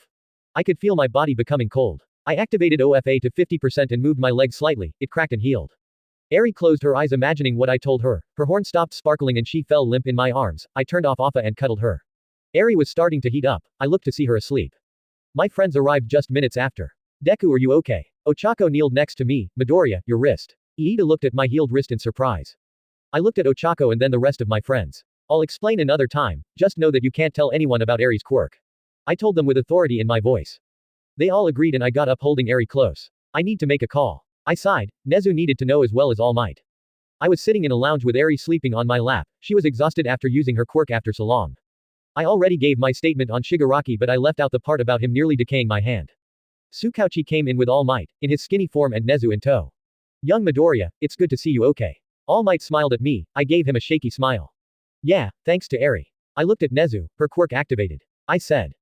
Really? Nezu looked at the girl on my lap with an interested look in his eyes. And what exactly is her quirk? He asked. The power to rewind people and objects, I think. I responded. When I was talking to Shigaraki, he held onto my wrist for a while. I tried to hold him until the heroes arrived, but he escaped. I explained. When Eri saw me, she was distressed and her quirk activated. I was worried and held onto her. She was able to revert my wrist to the moment before it started to decay. The power to rewind. The possibilities of weaponizing that could be why the Yakuza are after her. Tsukauchi pondered, writing the info down on his notepad. I want to keep this off the record. I don't want her power to be abused. I looked at my baby sister in worry. All Might nodded. I understand, but she needs to train her quirk. I looked at my mentor. I agree, but I don't want anyone treating her like a special case. I want her to be able to have a life. Midoriya, with a power like hers, she needs to be monitored. Nezu told me and I glared hard at him. Tsukauchi flinched as my eyes glowed bright green. I don't want her to be watched constantly just because of her power. Once she learns to control it, I want her to be able to go to school and live a life. I held onto Eri protectively. Nezu and All Might didn't flinch. All Might simply stared at me as Nezu hummed. I believe that is reasonable. He put his hands together. She can learn over the summer and she will be able to live a normal life. Nezu offered. I can live with that. I agreed. Thankfully Nezu and I had a special friendship. After that, Mom picked us up and Tsukauchi gave us a lift home. I stared at my wrist and frowned. I won't stop shaking. I held it and took deep breaths. I couldn't let something like this get to me. I had things to do and plans to make.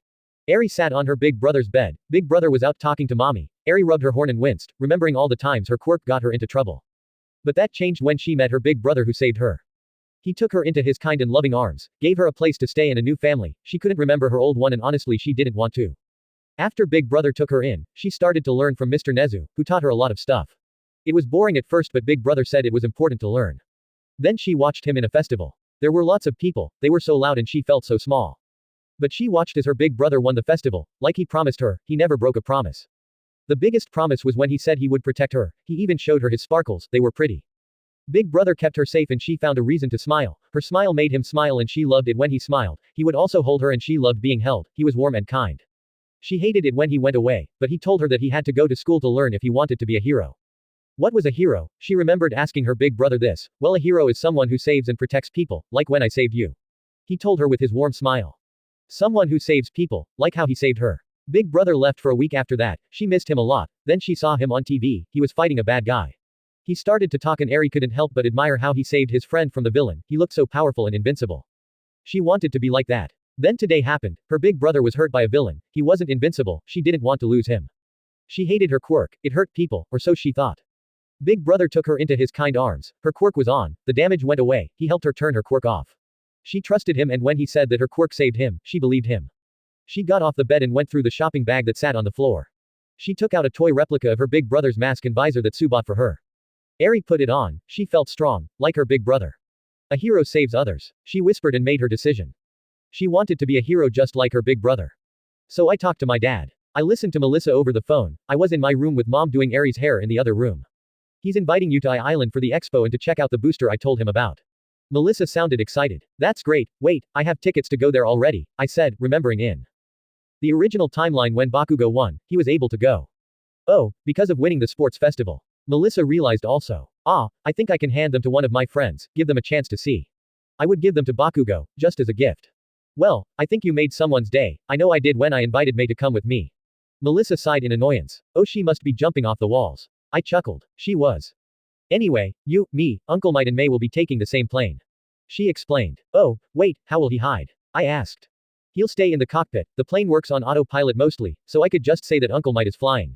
Melissa laughed. I did too, imagining All Might in a captain's outfit talking to passengers over the intercom. Okay, thanks Melissa, just text me the information and I'll be there. I said. Will do, bye. She hung up and I looked out my window smiling. I made it through 2 seasons. Things were gonna get serious from here on out. Chapter end notes. And here it is, the end of season 2. I will be working on the next update. It will not be here, it will be in a book all on its own. So look out for that. It will take a while to make, I'm gonna be working hard on it. If you want a little sneak peek, ask, I might provide. Till next time. Chapter 21. Chapter Notes. Okay, here's the revised Chapter 21. I had to delete the first one because according to comments, it was lacking, I tried my best and here it is. Chapter 22 will take a while to work on, so please be patient.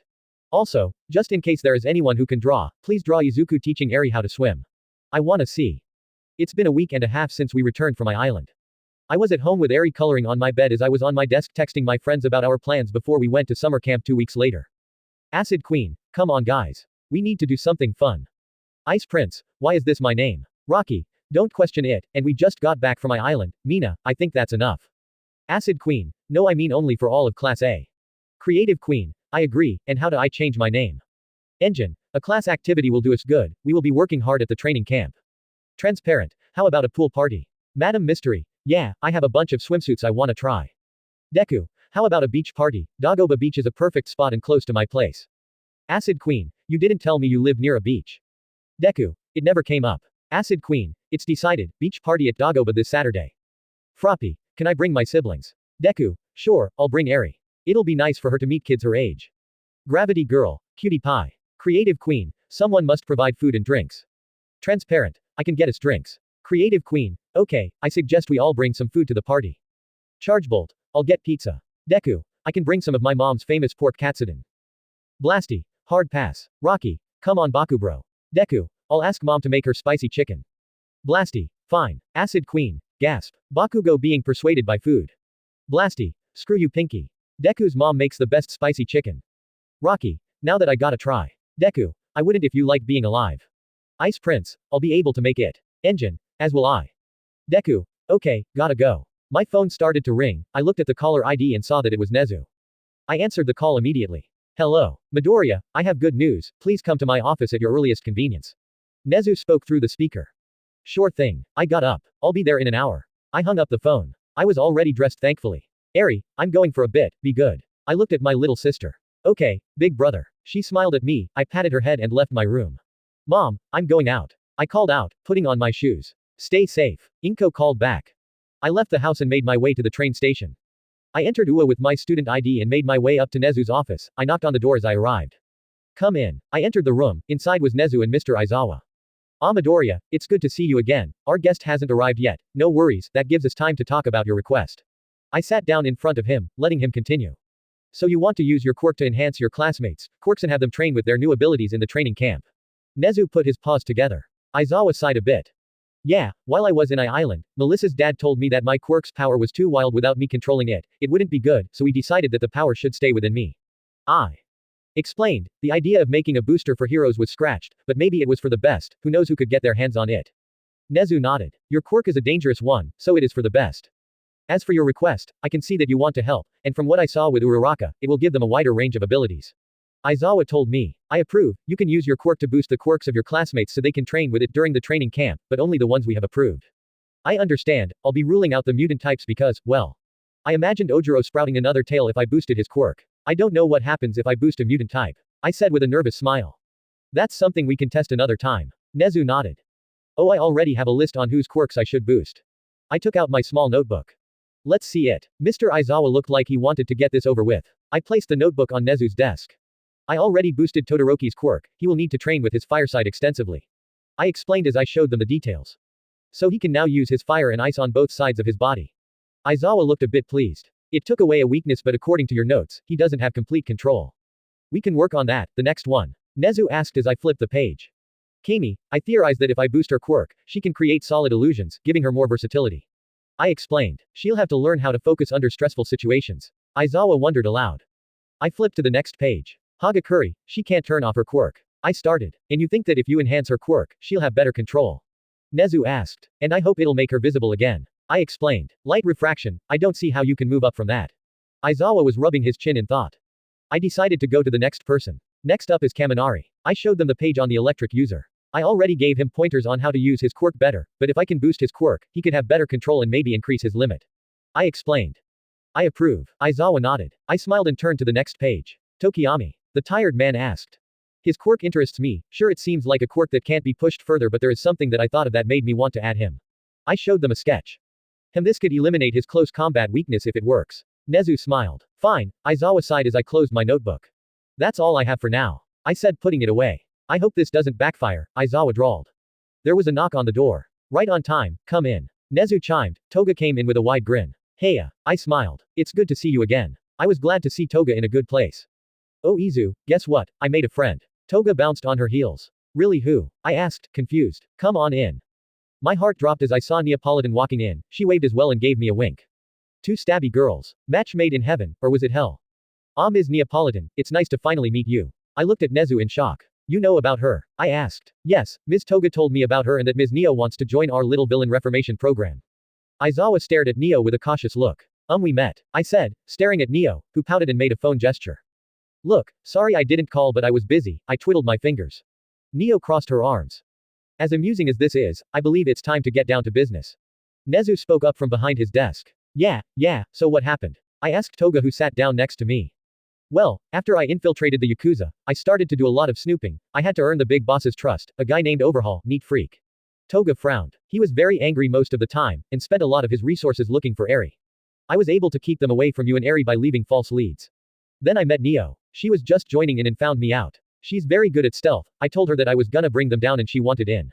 Neo nodded with Toga. How could you understand her? I asked. Phone duh. Toga said as if it was the most obvious thing in the world. So we went around and Neo found evidence that could send these guys to prison for a long time. Toga puffed her chest in pride. Ms. Neo requested our aid in giving her a new life. Nezu smirked. With what she provided us, how can I say no? Neo clapped her hands. With the evidence we have now, I will be sharing it with the police soon. According to Ms. Neo, she is living with someone else in an old apartment. I already have a place set up for them, Eraserhead will be escorting them. Nezu told me. Neo frowned and looked at the underground hero, she shook her head and pointed at me. I knew what she wanted. No, I denied. I'll be your escort, Aizawa said as he narrowed his eyes and Neo pouted and walked over sitting on my lap and wrapped her arms around me. Well it seems that Ms. Neo wants Midoriya to be her escort. Nezu looked at Aizawa. Give him the address. Aizawa wanted to argue but sighed and wrote it down, he handed it to me. If she tries anything, you have my permission to fight back. He told me. I looked at Neo who gave me a sweet smile. Toga giggled at Neo. She likes you. Why me? I walked with Neo through the streets. Toga went back to Midnight's place. I wish she stayed because Neo was hanging off my arm with a smile, not that I minded. I was a bit nervous, this was the actual Neo, not an alternate version, but the one from the world of RWBY. I looked at the shorter girl, she seemed okay, not revenge-seeking. Maybe before Volume 4. I was taken out of my thoughts as she turned to a run-down apartment building. We went inside. This is where you're staying? I asked. Neo nodded. We went up the stairs up to the 3rd floor, she simply went through the second door down the hall. About damn time. A voice that seemed very familiar exclaimed in English. I looked through the door and saw Emerald Sustre wearing her Volume 3 outfit. Where the hell have you been? Have you found a way to get us home? She asked Neo, her gaze fell to me and her eyes narrowed. Who the hell are you? She asked. I'm Izuku Midoriya. I responded in English raising my hands in defense. Neo, why did you bring him here? Emerald asked with a scowl. I watched Neo type on her phone and show it to Emerald. A hero in training. Come on, we don't have time for this. Neo furiously typed and showed it again. I'm not simping over Cinder. Okay, that was enough. Look, Neo was offered a new place over this. I'm here with her to escort you two to the new place. Emerald stared at me. Is there a comfy bed and warm water? She asked. Yes, I responded. Fine, I'm Emerald. She introduced herself. Good to meet someone who doesn't speak gibberish. You mean Japanese? I asked. Whatever, lead the way. Don't you have any things you want to bring? I asked. No. Emerald responded immediately. Neo shook her head also. I led them out of the apartment and as we walked through the streets, I could see Emerald reaching for a pickpocket from the corner of my eye. I wouldn't do that. I spoke up, making the girl stop and glare at me. How? I turned my head to face her. Don't pickpocket, I would have to report you. Emerald glared and scoffed as she kept her hands to herself. We made it to another apartment building close by and went up the elevator to the 5th floor. From what I've been told, a hero will come over every week to check on you. If you need anything, there is a number to call. I recited what the principal told me. We entered the apartment and Emerald walked in and took a deep breath. Finally, I'm gonna take a nice hot bath, thanks Scrawny. I felt my eyebrow twitch as Emerald left to find the bathroom. I looked at Neo who smiled at me, she showed me her phone. Will you come over again? I bit my lip. Well, I'm very busy most of these days. I rubbed the back of my neck. Neo pouted and pushed her arms together to show more of her assets. I blushed harder and looked away. I'll text you. Neo grinned and pecked my cheek and skipped to the living room.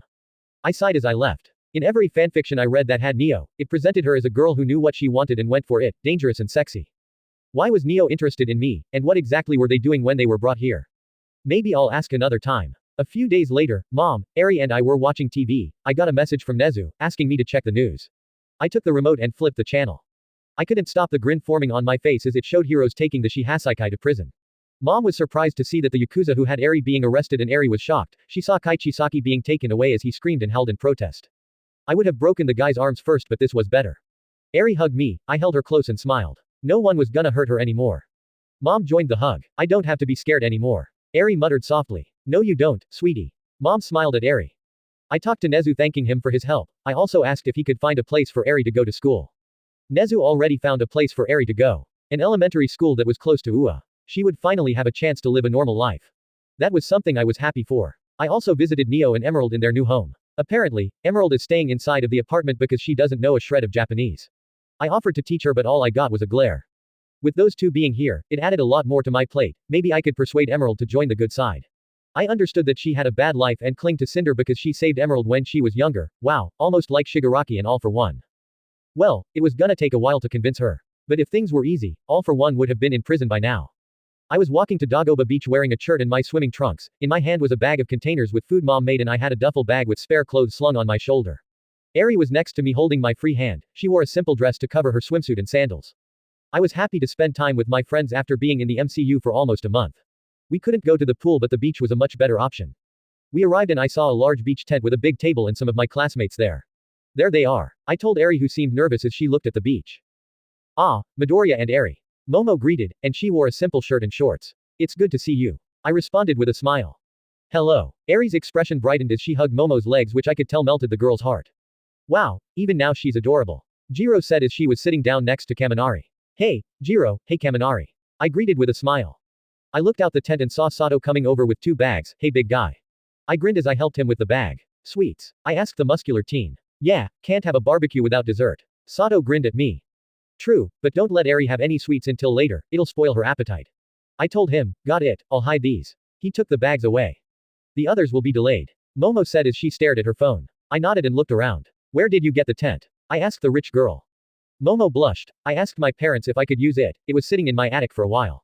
She admitted while pointing at a black pickup truck with someone who I suppose was the driver just smoking. Good call. I responded as I saw Eri looking at the water. I walked over and knelt next to her. Hey, what's wrong? I asked my sister. I don't know how to swim. She said sadly. Don't worry, I'll teach you. I smiled at her, making her look at me, and nodded slowly. Yo, Midoriya. I looked behind me and saw Siro, who had a surfboard. Hey Siro, nice board, you know how to surf? I asked. Yup, not easy but it's fun. Siro patted his board. How did you even bring it here? I asked, thinking of the awkward trip with a surfboard in possession. Don't ask. Siro grimaced. I chuckled at the response. The rest of Class A came in later, Bakugo alongside a grinning Kirishima, Ochako and Kami, Tokiyami, Toru and Mina, all coming with beach bags. Hey everyone. Mina sprinted over and dropped her bag. She spread her arms and took a deep breath before exhaling slowly. I love the smell. Mina grinned. The smell of the sea or the food that we brought? Kami asked. Both. Mina giggled. Toru put her bag down with the others. You know, I heard that this place was a dump. She commented. Yeah it was. I responded as I helped Momo set up a barbecue that she brought along. The girl was holding nothing back. I wonder how long it took the city to clean it. Ochako wondered as she sat down on a chair. I laughed at that. What's so funny? Mina asked with a pout as she walked over. The city didn't do anything, I cleaned the whole beach. I revealed as I walked over the pickup truck and took out a sack of charcoal and brought it back. No way. Mina crossed her arms. You cleaned up a whole beach. I nodded. Yup, I confirmed. How long did it take you to do it? Kirishima asked as Bakugo was drinking from a water bottle. 10 months. I responded. Kami blinked and looked around. So that's how you got strong? She asked with a raised eyebrow. Dude, I don't think I would have been able to do that. Kaminari said as he shivered, imagining him having to clean a whole beach filled with junk. Then you're weak. Bakugo commented. Being a hero means doing service for the community. Trust me, the thing you're gonna be doing is cleaning up the city of criminals and trash. I smirked.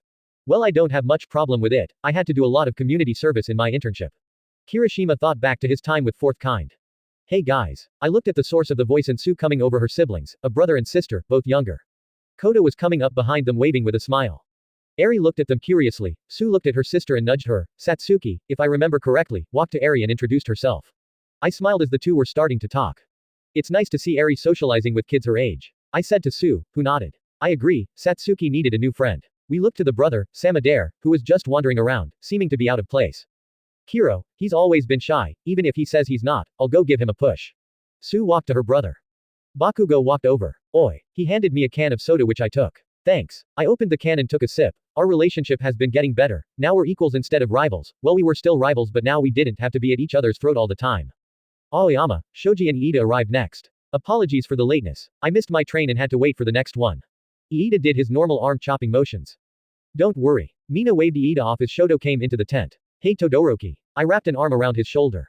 Glad you could make it. Todoroki gave me a soft smile. Thank you for inviting me. I looked at his eyes, the colors were still a mixture of blue and gray. How's your quirk? I asked him. With my ice, I have had no issues, but it's been difficult to hone my fire abilities, but the old man has been helping me and I have better control over it now than before. Shoto explained as we walked side by side. That's great to hear. Mind helping out with the grill? I asked with a sheepish smile, making the fire and ice user sweat drop, but he obliged and used his flames to start the grill. Anyone bring sausages? I asked. Here. Shiro took out a pack and threw them to me. I ripped it open and placed them on the grill. Oil. I called. Catch. Kaminari threw me a bottle. I caught it and drizzled the sausages in oil, making it catch fire for a moment before it receded. I took a deep breath, smelling the sausages that were being cooked and exhaled slowly. Nothing like a few roasted dogs to satisfy the stomach. Oh, one more thing. Mina whispered something to Momo, who nodded and rolled her shirt up too. Create something. Mina took the created item, which was in black apron, and threw it at me. Put it on, she demanded with a wide smile. I snorted and did as I was told. Once it was on, I heard snickers from my friends. I looked down and rolled my eyes. It said, kiss the Deku. With green hearts. Haha, real funny. I deadpanned. I'm gonna keep this just so you know. I took the tongs and started to turn the sausages. It suits you. Ochako giggled. Eri and Satsuki came running in, probably smelling the food, and Eri stopped when she saw me and started to giggle, trying to hold in her laugh. What? It suits me. I smirked as I kept cooking. Isn't that a little much? Kirishima asked as I was putting oversized floaties on Eri's arms. She was in her little blue bathing suit. I already took off my shirt and put sunscreen on her and myself. I think it's not enough. I countered, feeling very protective over my baby sister. Yes, safety is the most important thing when it comes to swimming, but I have to agree. Iida said. I gave them looks and looked at Eri, who looked ridiculous wearing them now that I thought about it. Quote. Now I know why my mom packed a smaller set. I grumbled as I took them off and started to blow on the smaller floaties. So the brat doesn't know how to swim, someone has to teach her. Bakugo crossed his arms. I already volunteered to do that. I said as I put the floaties on Eri, who was looking at a seashell. Well, good, because I ain't doing it. Classic Bakugo. Deku. I turned around to see who called me and I felt my jaw drop at the sight. The girls went on and changed into their bikinis, and I gotta say, wow. Momo was wearing a red bikini that fitted her nicely and complemented her curves and assets. Sue wore a one-piece bikini with white stripes and looked both adorable and amazing. Mina was wearing a white two-piece which seemed plain, but with her pink skin and dark eyes, she looked exotic and it matched perfectly. Toru was wearing a baby blue two-piece bikini. I couldn't see her body, but the swimwear was making up for it. Kami was wearing a black two-piece that, like Momo, really showed off her assets. Jiro wore a purple one-piece and was looking away in embarrassment. Kaminari took his role and went up to her and she smiled. And Ochako, the girl, was wearing a pink two-piece with a blue sash wrapped around her waist. I blushed at the sight. Eri looked up at me. Quote. Tomato. She muttered, making Kirishima snicker. So, what do you think? Kami teased with a wink. I gulped. Amazing. I said honestly, why were all the girls in anime supermodels? Well, thank you, Toru cooed as she came over to me and pinched Eri's cheeks. So cute, ready to swim with your big sister Toru? She asked. But I don't know how to swim. Sue came over with Satsuki. Well, we can't have that now, can we?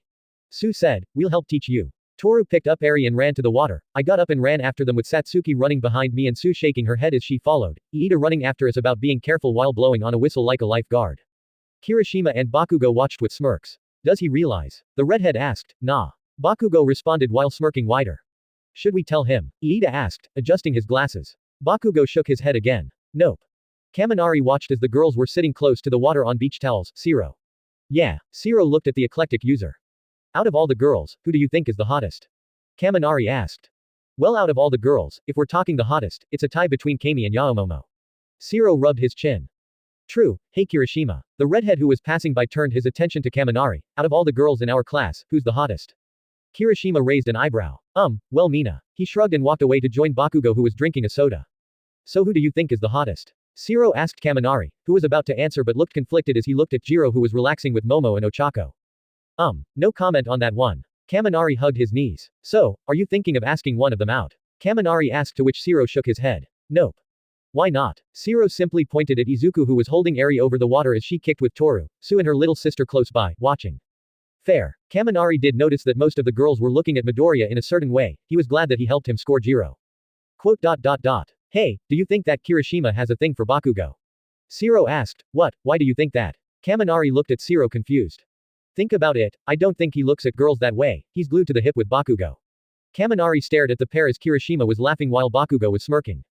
Quote. Well, let's not say anything, I don't want to be on the receiving end of his blasts. Kaminari said, choosing life. Agreed. Zero nodded.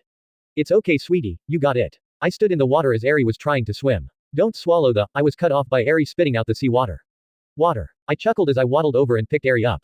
Salty. Eri stuck out her tongue. Don't open your mouth when you swim, it's not good. I told her as I brushed her hair. Trust me, it happened to me a lot. Satsuki said as she swam next to her sister. Kiro, don't worry, it'll take time. Sue smiled. Okay, thank you for teaching me. Eri grinned at Sue who smiled wider.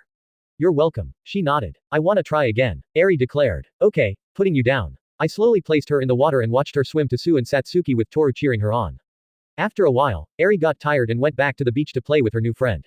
Eri, come on, I have a bucket and a shovel, let's get my brother. The two kids ran off. I'm glad they're getting along. Sue commented as she dried herself off with a towel. Me too, Eri might be able to start elementary school when summer ends. I told her. That's great. Sue smiled. Where will she be going? I shrugged. Don't know yet, maybe after the summer camp is over I'll find out. Maybe you could send her to the same school as my sister. She responded. That would be nice. I smiled at the thought. Hey Midori. I turned to see most of the girls sitting on the sand. Momo was laying on a towel, doing some light reading. Mina was smirking widely. I have a question and I want an honest answer. I frowned, getting a bad feeling about this. Okay. Out of all of us, who's the prettiest? Mina asked with a grin. All of the girls looked at me, curious about my answer. I looked at all of them and then hummed. Ochako blushed and played with her thumbs. Momo stared at me with a blank look. Jiro raised an eyebrow at me. I had to answer carefully. Well, it depends. I muttered. On. Toru came up behind me as she had a towel wrapped around her body. Quote. Okay, if you're talking about pretty cute, then it would go to Uraraka. I explained, making the girl smile with a growing blush. But if you're thinking pretty as in pretty sexy, then that would go to Kami. I continued. Kami blushed and smiled with a giggle. Mina pouted. But who's the prettiest? I shrugged. I can't really say. You're all beautiful in your own ways. Mina, you're exotically pretty, pink skin and a fun attitude is very attractive. Mina had a purple blushing forming on her cheeks. Momo is beautiful and very polite, she has the body and brains to have any guy fall for her. I said, now in a roll. Momo blushed with a growing smile and hid her face behind her book. Toru may be invisible, but her personality is very bright and fun, that alone is one of her best features. Toru wiggled behind me, no one could see but she was blushing. Jiro is cute in a punk kind of way. I said, damn right I am, she smirked. And Sue is very cute, she is unique in her own way. I finished with a smile. Sue corrected and blushed. Mina pouted and turned around. How can a hot guy say all that with a straight face? She grumbled and kicked the sand, she hit something and jumped. Yeowch. She fell on her butt. Mina. The girls were gathering around her. I pushed past Jiro and found a crab who had its claws clamped on Mina's foot. Okay. I knelt down. I'm gonna take it out. I said as I took the crab by the claws to keep it from snapping at me. This little bastard has a strong grip. Mina muttered with a growl. I was able to get the crab to let go, there we go. I got up and threw it into the ocean. Mina sighed in relief and massaged her foot. Much better, thanks Midori.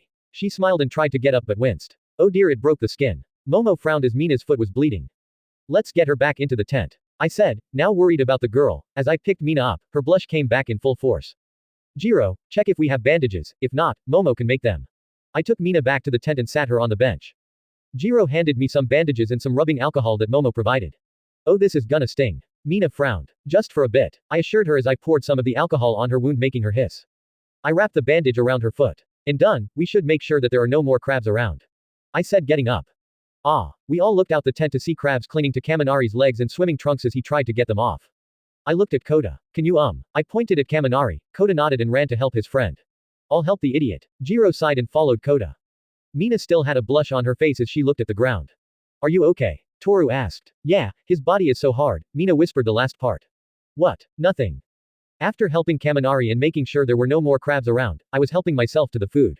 I had a plate full of fried chicken. I was looking for Eri to share some but couldn't find her. I walked up to Jiro who was looking out with a smirk on her face. Hey, have you seen Eri around? I asked. Jiro pointed at an interesting sight. I followed her finger and snickered as a napping Bakugo was being buried by Eri and Satsuki. Oh man. I snapped a picture with my phone and watched as they kept burying Bakugo in sand with Kirishima watching. Make sure Bakugo doesn't go too hard on them. I told Kirishima as I went back into the tent. Got it. I sat down next to Kaminari, who had bandages on his leg. You saw? I asked and Kaminari nodded with a grin. He's gonna be so mad. Just as Kaminari said that, there was a shout. What the fuao? Language. I was sipping my drink but nearly spit it out as I heard that phrase. Ochako actually did it as Momo laughed and Shoto smirked. What's so funny about that? Shiro asked, confused as we were laughing. Inside joke. Ochako giggled. Bakugo walked in grumbling. Eri and Satsuki came in with Samadare following. The siblings went up to their big sister as Eri came up to me. Hey, had fun? I asked with a smirk. Eri nodded with a smile. Here. I took a fried chicken and handed it to her as she sat next to me. Deku, your sister. Bakugo growled as he walked up to us. She's a kid, Bakugo. I smiled and reached behind me, handing him a container. Your favorite, I offered. The blonde snatched the container and opened it. He huffed and looked at me. Fine. He sat down and started to eat with a grumpy look on his face. No way, you guys really did hero work when you were in another world. Kaminari asked. I'm so jealous. Mina pouted. We trained with the heroes there, and learned a few new tricks. Ochako smirked as she remembered the fighting moves Natasha taught her. Those guys were the real deal. Bakugo smirked. And you fought an evil AI? Shiro asked. Yeah, Ultron. I said the name with venom. Threatened to cause global extinction. Momo shuddered at the memory. What did he do? Iida asked. The five of us who were there went quiet. Ultron used technology to raise a city into the sky, a makeshift meteor. Ochako explained, remembering when the city was lifted off the ground. Whoa. Kirishima looked at us. So, you were able to stop him, right? Bakugo scoffed. We're Avengers weird hair, of course we stopped him. Bakugo smirked in pride. Avengers. What are you avenging? Tokiyami asked. It's the name of the superhero team. I explained. Badass name. Kaminari gave a thumbs up. What happened to the people? Sato asked. They were in the city as we were evacuating, we had to fight the robots and keep the people safe. Shoto explained, rubbing his arm.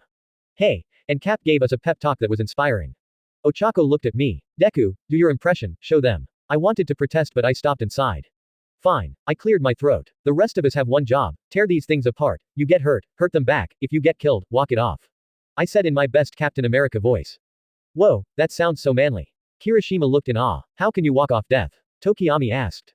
It's not walking off death, we couldn't afford to fail, the city was flying, people were panicking. Momo explained as she clenched her fist. That was what being a hero is about. Well, then we got back up. I took out my phone as I showed them a selfie I took with the rest of the Avengers as the helicarrier was in the background. Dude. Shiro had his jaw on the floor. What else happened? Well, me and Bakugo had a competition on who had the most kills. I said as Bakugo slammed his hand on the table. Icy Hot cheated, he wasn't even in on it. What was the score? Jiro asked. I had 95 and Bakugo had 72. I thought back to it. Todoroki had 113. I tried to remember. He cheated. Bakugo growled. I didn't. Shoto denied. Shut it. Everyone laughed at that. Kami looked at me. Were you able to get the city to come down? She asked. No. I answered with a frown. The city was too high and there was no way to put it back. After we evacuated the rest of the civilians, we had to blow it up. I explained. Everyone looked sad at the fact. There wasn't much to be done. Shoto crossed his arms. And, Ultron? Toru asked. Destroyed. I said with a scowl. Every body he ever built, gone. I heard Vision destroyed the last body. Ochako said. At least we don't have something like that. Shoji spoke up. The mood was a bit tense. I knew what to do. You know, I think I have a video of Bakugo 2 days after the battle. I smirked as I scrolled through my phone. Bakugo looked at me in shock. You said you deleted that. Nope. I smirked and showed everyone a video. It showed me recording the kitchen. Natasha was sitting down eating some toast, Tony was drinking his coffee, Ochako and Melissa were chatting, Momo was eating some eggs and Pietro was sitting on his own with a wide grin.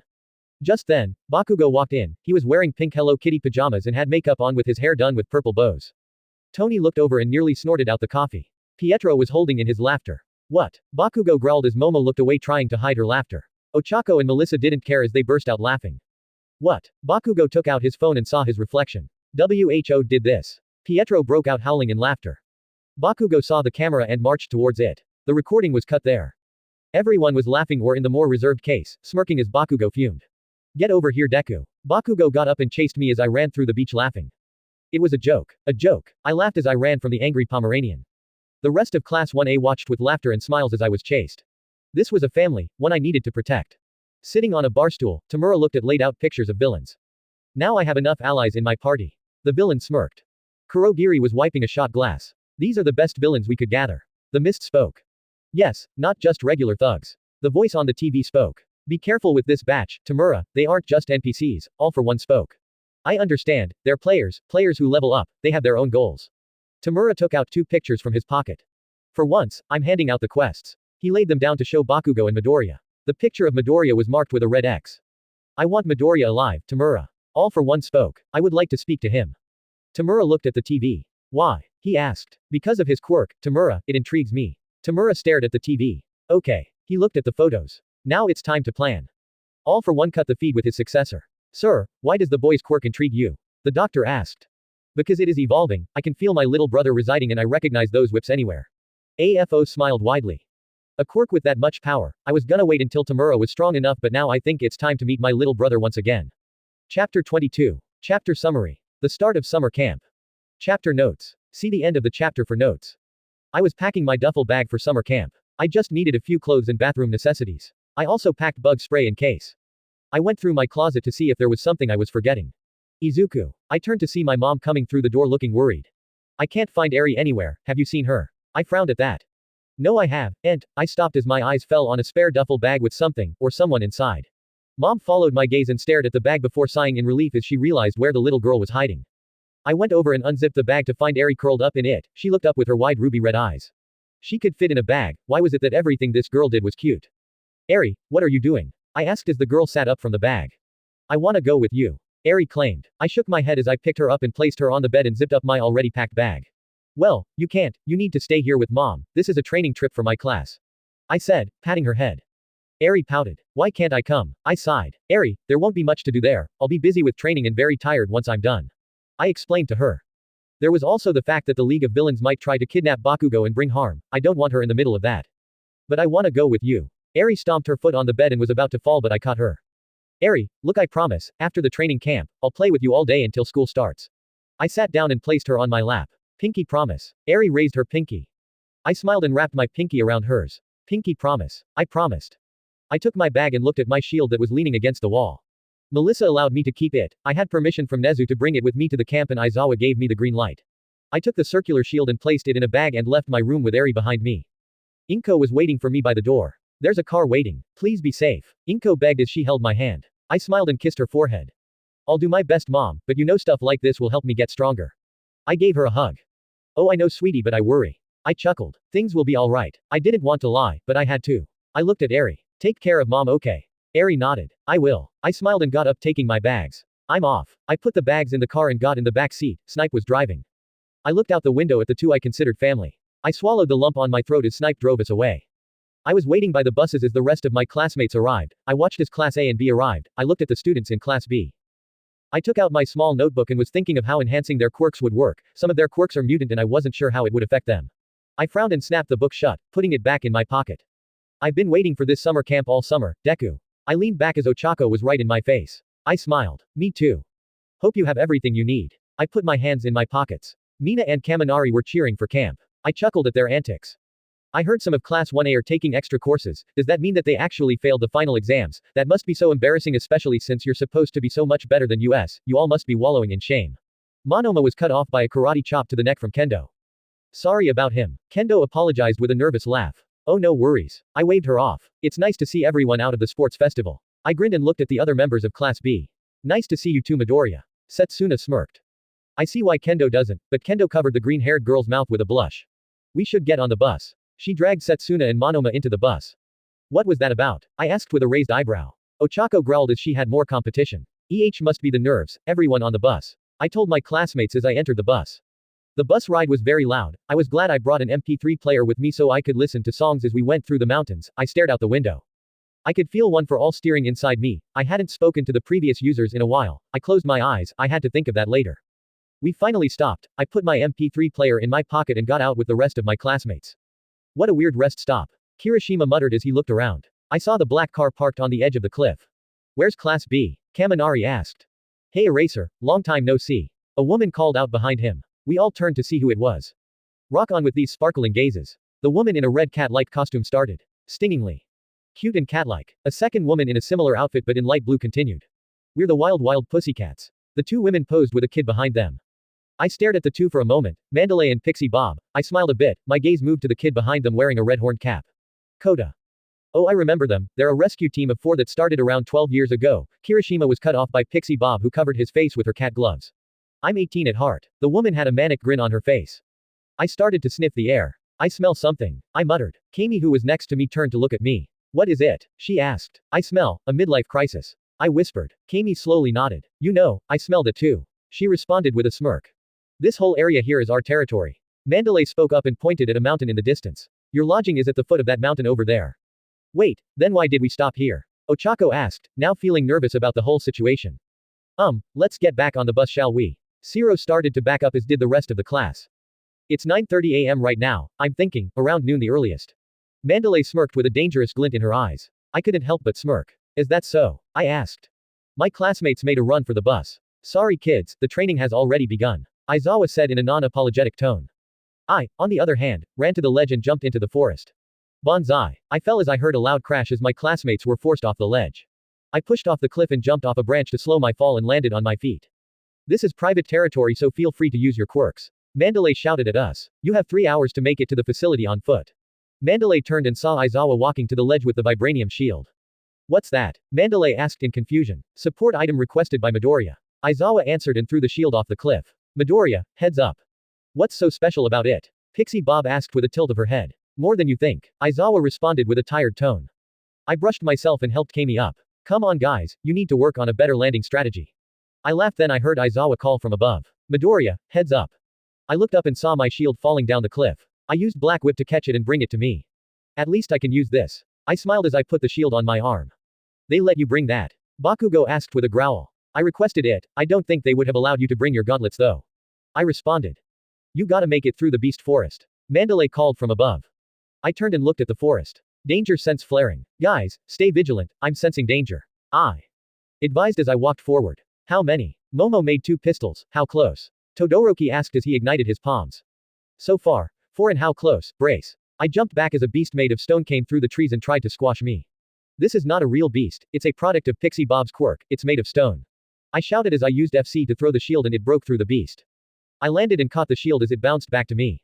I saw Bakugo leap forward and blast another beast. Jiro, Shoji, I need you two to get a scope of how many are coming our way, I can only sense immediate danger. I ordered and the two nodded, getting to work. Koda, I need you to talk to the animals and guide us through this place.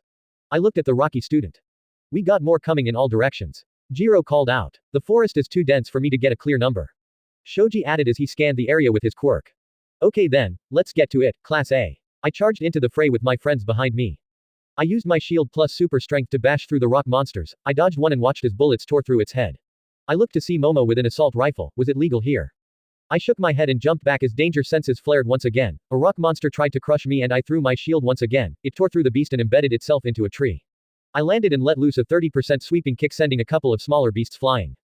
Todoroki slid through the floor, creating a thin sheet of ice to slide on. He left spikes of ice in his wake, impaling the beasts. He caught sight of the shield and reached out. Taking it into his hands, he realized how light it was, but it was so strong. He turned around and did what he saw Midoriya and Rogers do. He threw the shield with all his might. The shield was able to cut through the beast's arm and ricochet off a tree and hit the beast on the back of the head. Kirishima saw the shield flying towards him and he caught it with both hardened hands. He stumbled as he caught it. Whoa. He looked at the shield. Midoriya's shield. He marveled at how light it was. Watch it. Ojiro warned Kirishima as he was handling his own golem. Kirishima looked behind him and saw a rock golem ready to smash him. Thinking quickly, he used the shield to smack the beast back. The redhead was surprised by how strong it was as the body crumbled from the impact. Throw it to me. He looked to his left to see Uraraka running by with a rock monster behind her. He did as told and threw the shield like a frisbee to the gravity girl. Uraraka caught the shield and threw it at the incoming monster behind her. The shield cracked the beast's head and Uraraka finished the job with a flying kick. Widow martial arts. She whispered. Sue, who was hopping from tree to tree behind her, Sue stopped and caught the incoming shield with a tumble. She looked at it and watched as Uraraka lifted 2 rock monsters with her quirk. Sue, the frog girl, took a chance and wrapped her tongue around the shield strap and used a vine to swing. She threw the shield at the first monster. It cracked the dirt as it bounced off. She wrapped her tongue around the second one and sent it crashing into the ground. The shield struck a random beast and was caught by Momo, who looked at Aoyama. Aoyama, fire. At me, she ordered. Are you sure about that? Aoyama asked, unsure about firing. It'll work, trust me. Momo saw Hokage running from a beast. Hokage dodge. The invisible girl jumped out of the way just in time for Aoyama to fire a naval laser at the shield. It reflected off the shield and hit the beast, blasting it into pieces. Thanks Yao Momo. Toru waved and ran off. Momo saw Iida running by, kicking through more golems. Iida battering ram. She threw the shield and Iida caught it. Battering ram. What? Oh. He looked at the line of golems charging at him, now getting the idea. Recipro burst. He held the shield in front of him and rammed his way through the line of stone monsters. He ran past Sato, Kami and Koda as they were fighting a beast of their own.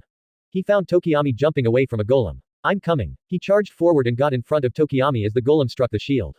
Dark Shadow. Tokiyami called out and Dark Shadow emerged with a right hook, smashing the beast. Throw it glasses. Iida looked up and saw Bakugo flying through the air with his explosives. He landed on top of a golem and blasted its head off. Iida threw the shield to Bakugo, who caught it and jumped off the collapsing golem. He turned to see Kaminari and Mina back to back. Heads down. He spun and threw the shield with the help of his explosive quirk. The two ducked just as a dragon-like beast came up behind them. The shield tore through the middle like a hot knife through butter. Bakugo caught the shield with a grunt. Thanks. Kaminari grinned with a thumbs up. Bakugo rolled his eyes and blasted off with the shield on his arm. Deku. I looked up and saw Bakugo throwing my shield back. I jumped into the air and caught it halfway. I launched Black Whip and pulled myself back to the ground hard, shield first. I slammed into the ground and the shockwave was strong enough to put a few golems off balance as Bakugo finished the job by blasting them apart.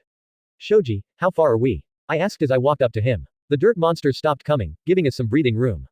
Still far. Shoki responded. I sighed. Well, no time to lose. I looked at the approaching beasts. Let's go. With that, Class 1A charged into battle once again. Pixie Bob was waiting outside of the lodge with Aizawa and Mandalay.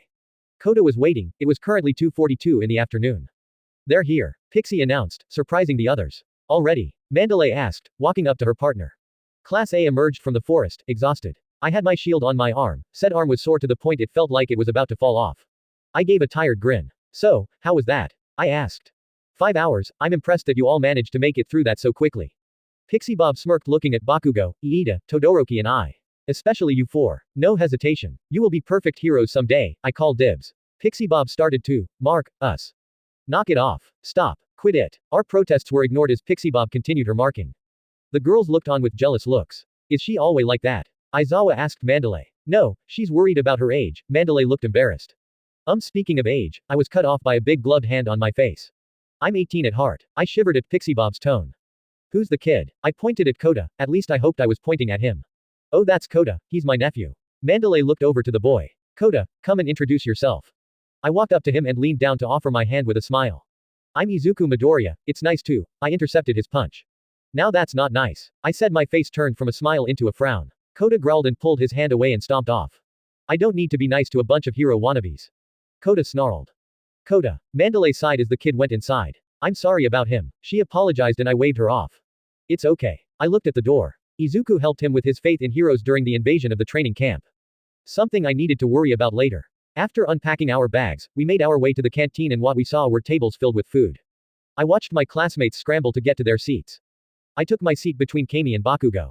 I took some piping hot tonkatsu pork cutlet. Itadakimasu. Everyone cheered and started to chow down. We're only doing this for today, don't expect this kind of pampering to continue. Mandalay said as she took a bowl of mashed potatoes and put it on the table.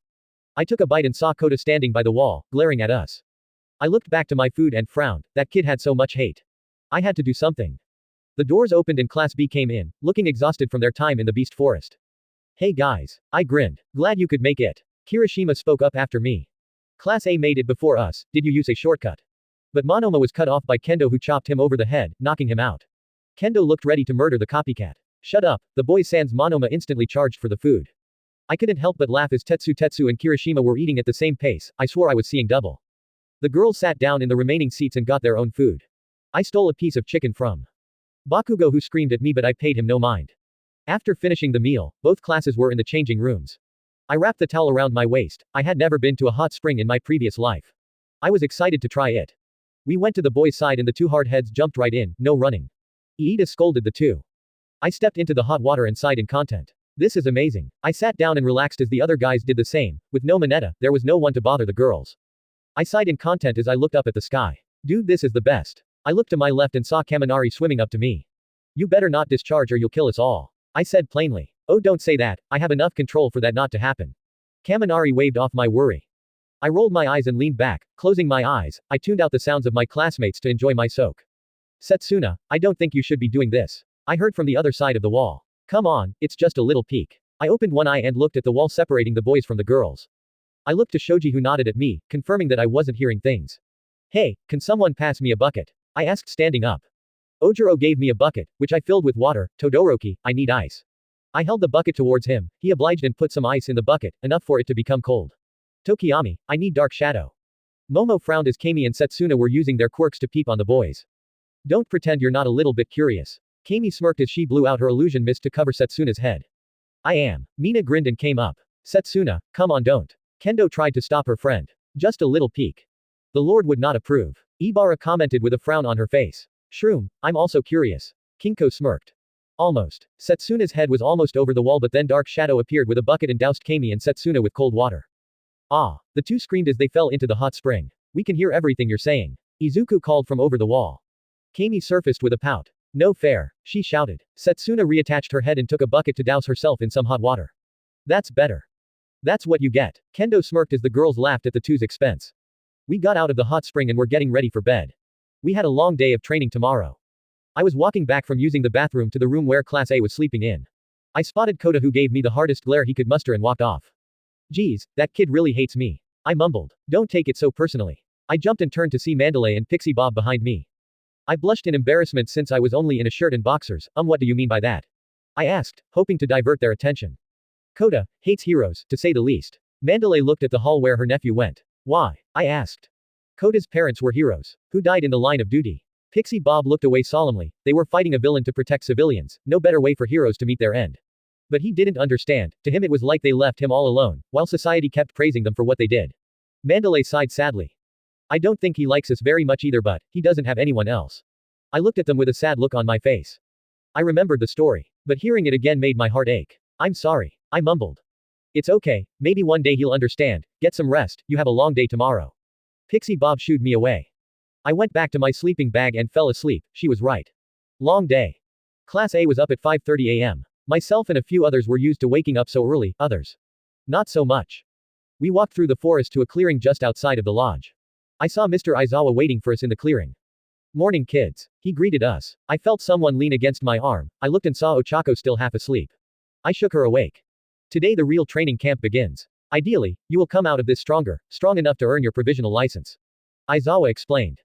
More specifically, there's a growing hostile force out there. I stared at Aizawa, thinking of the future I'm trying to change. Through this you'll be prepared to face it. So stay sharp and work hard. Aizawa took the ball from the first quirk apprehension exam and threw it to Bakugo. Let's start with this, give it a throw. He ordered the explosive user. Bakugo grinned and walked up. Fine, you asked for it. I hummed. His last score was 710, right? Correct. I wonder if it'll be more this time. Momo commented as she heard my question. Bakugo blasted the ball into the sky. I watched with a deadpan stare. Bakugo being Bakugo, I guess. 711.3, Aizawa announced. Everyone looked a bit surprised by the lackluster results. You may have grown in technique, mind and maybe body. Aizawa looked us over. But your quirks haven't caught up. That's why we're here, to train your quirks to the point of absolute agony. I couldn't help but gulp at his words. Midoriya. I jumped as he called my name. Step up. Aizawa ordered. I nodded and walked over to stand next to him. Midoriya here has the ability to enhance quirks. Aizawa explained. Two have already had their quirks enhanced, and seeing that, we have picked a select few to have their quirks enhanced. Everyone whispers to each other. Iida raised his hand. Sir, who have you picked for this opportunity? He asked. I'm glad you asked. Hagakure, Yutsushimi, Kaminari, Tokiyami, step forward. Aizawa ordered. Said students stepped forward. Let's start with Hagakure. Aizawa looked at me. I nodded and activated OFA. I rubbed my hands together, creating static. Is this safe? Toru asked nervously. Uraraka and Todoroki are fine so far. I mentioned as Toru looked at the two in question. Uraraka gave her a thumbs up and Todoroki nodded. Okay. Toru took a deep breath. Ready. I put my hands on her shoulders and pushed energy through her body. Her body was starting to generate rainbow-colored electricity and then it dissipated. Wow, what Toru screamed and nearly fell to her knees, but I caught her before she collapsed. Toru. Mina shouted, worried. She's fine, this happened to me also. Todoroki assured everyone. Aizawa watched with narrowed eyes. Then everyone gasped as Toru started to appear. I looked in shock and awe as I could finally see how Toru looked. Her hair was pure white, her skin tone was very pale from light being refracted from her body her whole life, her figure was slim, not as build like Mina but pretty close. Are you alright? I asked. Toru looked up at me and my breath hitched as I saw her beautiful light purple eyes. Wow, I helped her up. Ow, that hurt. Toru rubbed her head and froze. She looked at her hands, her visible hands. Toru, we can see you. Mina walked up to her best friend and jumped back when the now visible girl spun around. Mirror. She demanded. Momo obliged. She created a handheld mirror and Toru took it, looking at herself. Toru started to shake and sob. I'm visible, I'm visible. I felt pride swell up in my chest as Toru admired her own beauty. Aizawa didn't speak, a ghost of a smile forming on his lips. A girl who was invisible her whole life, can now see herself, he would let her have this. How do I look and be honest? Toru asked Mina. Very pretty, I'm kinda jealous. Mina pouted. Toru hugged Mina and squealed. This is amazing. She put Mina down and turned to me with a wide grin. And you? She tackled me and hugged me with everything she had. Thank you. Toru squealed. I chuckled and patted her head. You're welcome, Toru. Okay, that's enough. Aizawa spoke up. Hagakure, can you turn invisible again? Toru let me go and looked at the teacher. She closed her eyes and she started to turn invisible again. Her clothes started to turn invisible with her, but it started to flicker. I took out my notebook and circled around her as I took notes. So you can create a field of invisibility around yourself and whatever you're wearing now. I smiled. I don't have to go naked anymore. Yay. Toru cheered while making a lot of movement. I suppose it's hard to break that kind of habit. Is there anything else you can do? Aizawa asked Toru. I looked at my notes and hummed. I have an idea, but for now let's just work on helping you activate your invisibility again. Aizawa grunted but agreed. Alright, next up is Yutsushimi. Kami came up to me with a grin. Ready. She gave me a wink. I simply rubbed my hands together and let the energy build up. Okay, this might sting. I placed my hands on her shoulders and just like with Hagakure, pumped energy into her. Her body was covered in dark yellow lightning before it disappeared. We waited and Kami started to cough out her illusion mist. Kami, let it out. I ordered. Kami nodded and blew out a gust of mist. I hummed, Kami, can you make some random objects? I asked. Kami concentrated. I watched as the mist formed into some rocks and logs. I knocked against the newly made rock. It felt real. Solid illusions, amazing. I smiled. Okay, we will have to work on your concentration in creating and maintaining these illusions. Aizawa looked over the illusions as they disappeared. Got it. Kami gave a thumbs up. Kaminari. The electric user stepped up with a grin. Ready and waiting. I chuckled and rubbed my hands again. Okay then. I put my hands on Kaminari's shoulders and pumped energy into him. Kaminari shook a bit and his quirk activated and he groaned. Man, this is strong stuff. He gritted his teeth. I took a step back as then Kaminari shot out his hand to the side and a bolt of lightning struck a random tree. I blinked. Wow, I grinned at Kaminari. How does it feel? I asked. I feel more control, like I can grasp it better. Kaminari looked at me with a wide grin. Thanks, dude. I waved him off. No problem, you're the reason this is actually happening. I told him. Kaminari looked confused. Really? He asked. I'll explain later. I said, knowing Aizawa wanted to get a move on. I looked at Tokiyami, who understood and stepped forward. What will happen if you do this? He asked. Hopefully, something good. I put my hand on his shoulders and repeated the process. His body was covered in purple electricity for a moment before it disappeared. I stepped back for a moment before Tokiyami's eyes widened and he doubled over, holding his stomach. Soon shadows started to form over his arms. He growled and the shadows extended into astral claws. I grinned. With Dark Shadow, you have long-range attacks, but with this, you can cover both. I said as Tokiyami looked at his new shadow appendages with interest. And I can still feel Dark Shadow within me, I have more options. He gave me a nod as the shadow claws disappeared. Now that you have these abilities, you will be training twice as hard. Aizawa said as he looked at the newly enhanced. To gain a better hold of those new powers and fine-tune your old ones. That's why we're here. We turned to see 5 figures. Mandalay, Pixie Bob, Tiger, Ragdoll. My gaze lingered on Ragdoll. I will save her. I looked at the last person and my jaw dropped. What are you doing here? I demanded as Himiko giggled. I was brought here to help with training. She cheered. I groaned and rubbed my head. Dude, you know her? Kirishima asked. Yeah, Aizawa sighed. Meet Himiko Toga, she's part of UA's villain reformation program. Villain. My classmates exclaimed and got ready to fight. Reformed. I shouted at them, glaring with intensity. Midoriya, you can't believe that she's changed. Iida tried to speak but flinched when I gave him a hard glare.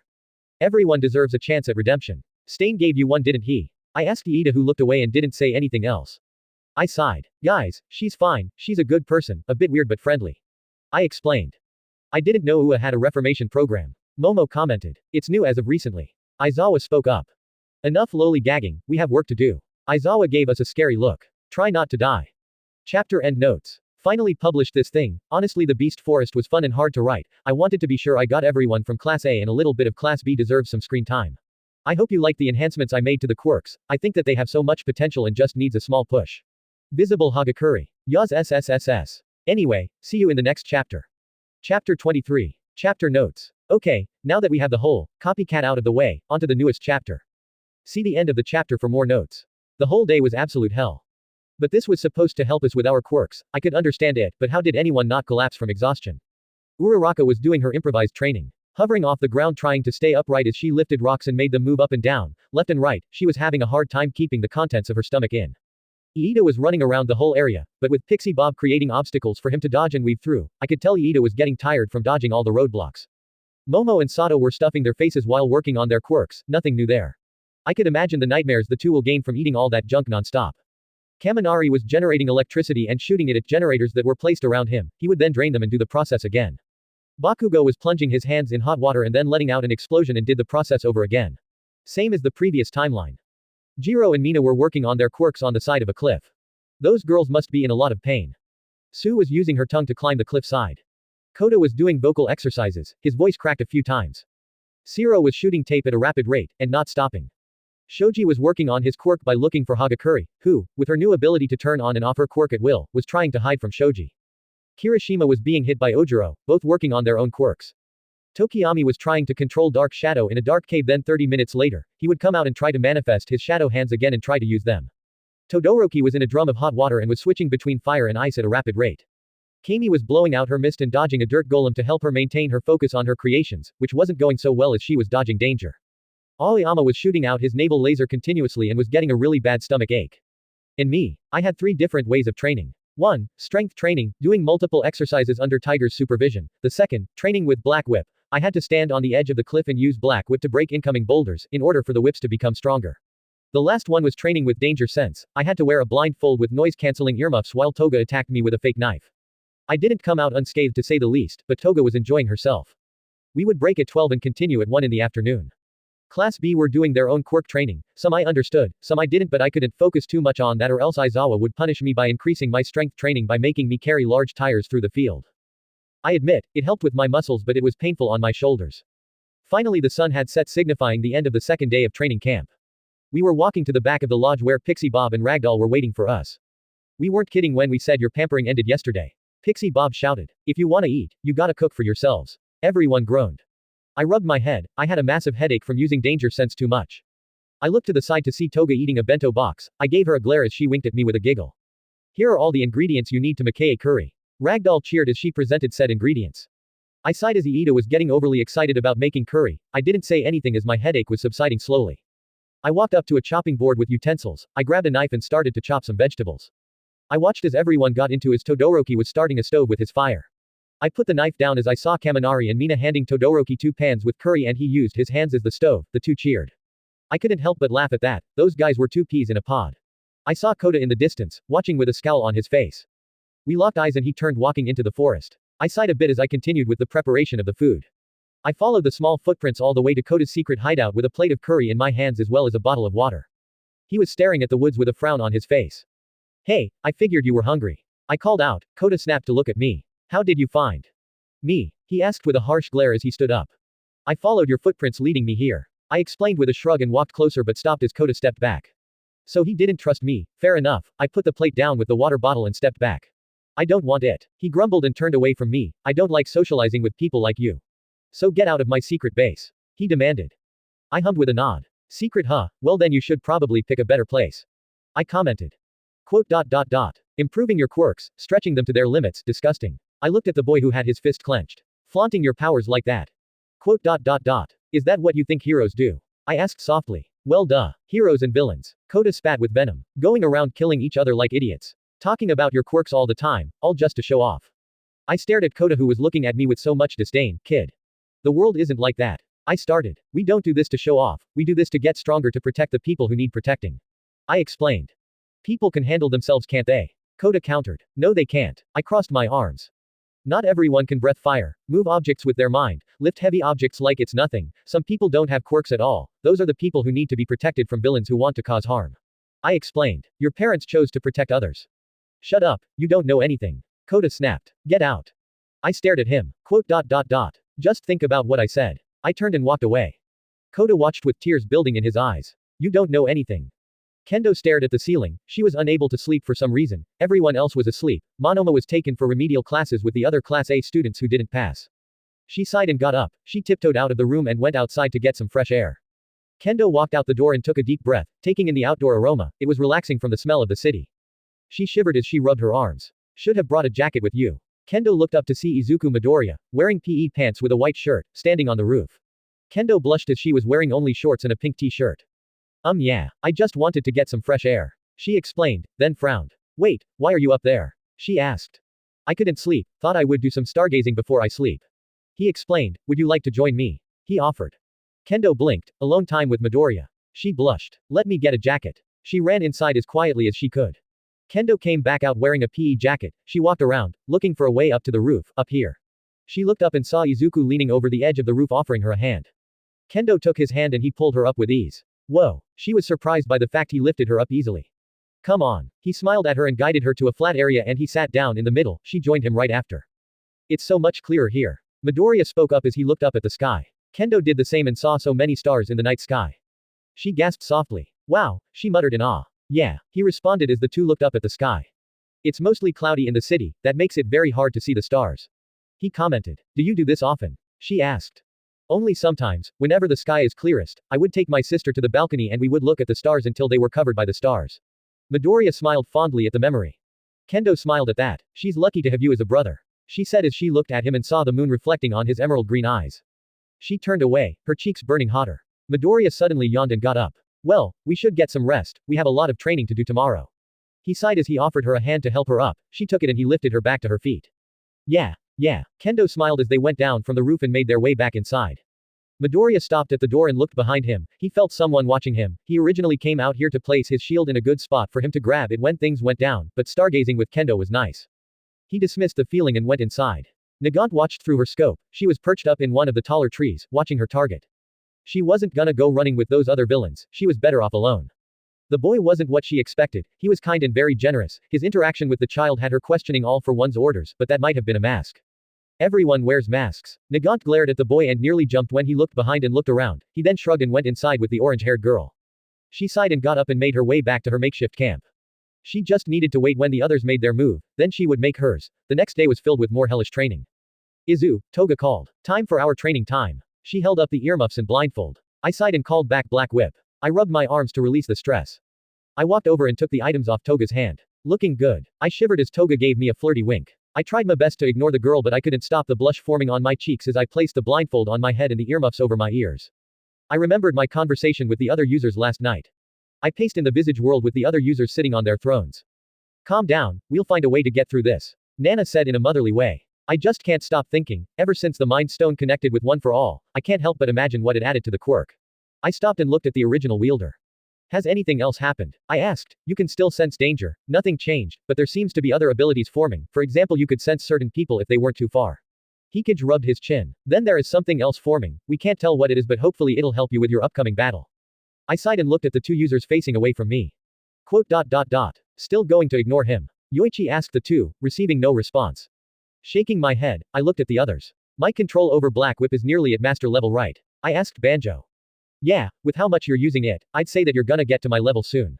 The bald man grinned. Then maybe I can move to the next ones. I muttered as I thought of using float and smokescreen. Those will need to wait until after Camino, Nana advised. Agreed. N nodded. Do you have a plan for Camino? Yoichi asked. I do, I responded. Why do I get the feeling we aren't going to like it? Nana narrowed her eyes. I thought you could read my thoughts. I asked with a smirk. Not all the time, sometimes you're guarded about certain information, which we respect. Banjo raised his hands. I don't want to see those fantasies of yours. I blushed. Yeah, those are private. I grumbled. So what is your plan? N asked me. You'll see. I gave them a smile.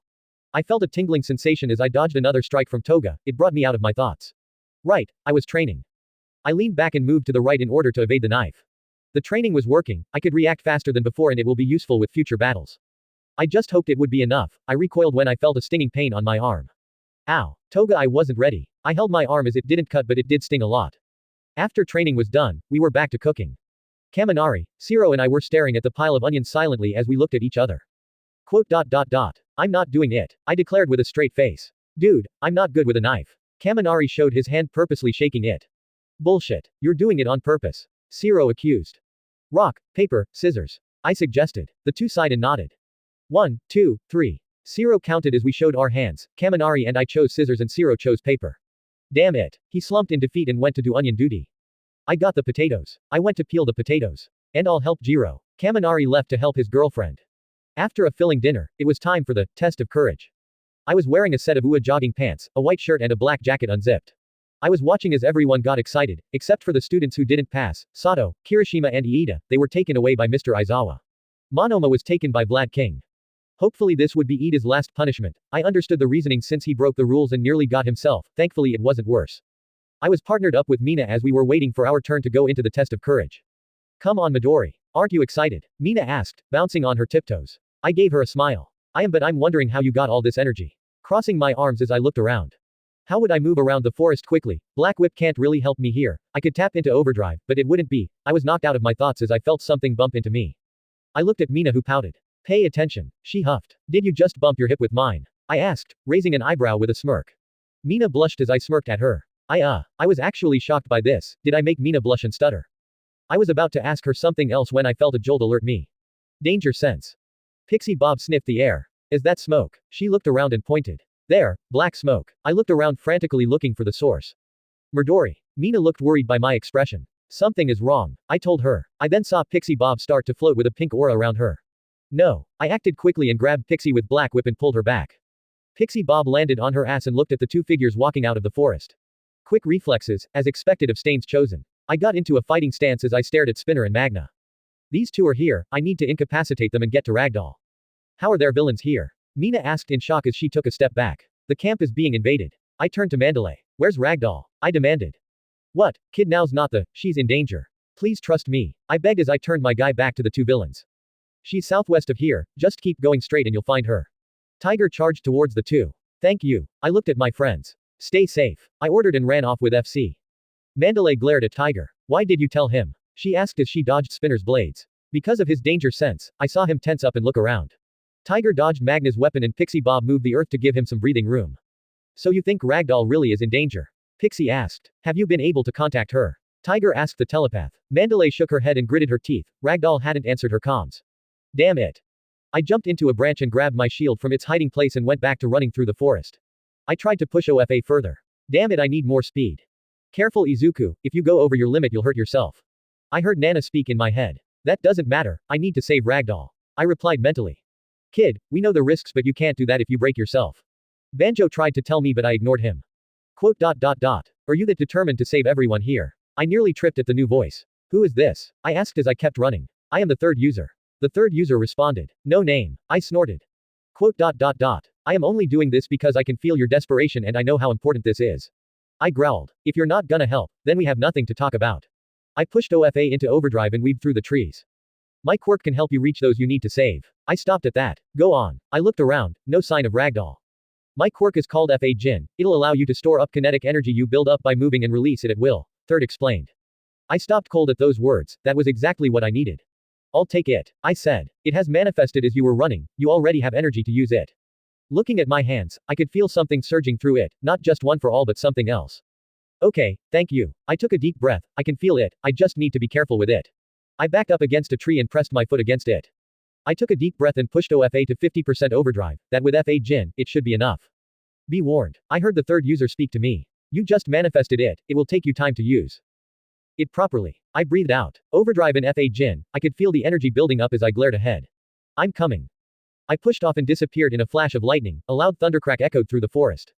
The world around me was passing quickly as I hopped from tree to tree, using small bits of FA Jin to launch. I finally caught sight of Ragdoll as she was being carried by a light blue Nomu, no. Launching off a tree and slammed my shield into its midsection, sending it flying back and dropping Ragdoll. I pressed my foot hard into the dirt to stop myself and caught Ragdoll in my arms. I breathed heavily and looked at the unconscious woman in my arms. Ragdoll, wake up. I shook her a bit. What? She opened her eyes and looked at me. Midoriya. Yes, we don't have much time, where is Mr. Aizawa? I begged as I saw the beast recovering. Damn it. I ran away with FC, not wanting to fight the beast with someone injured in my arms.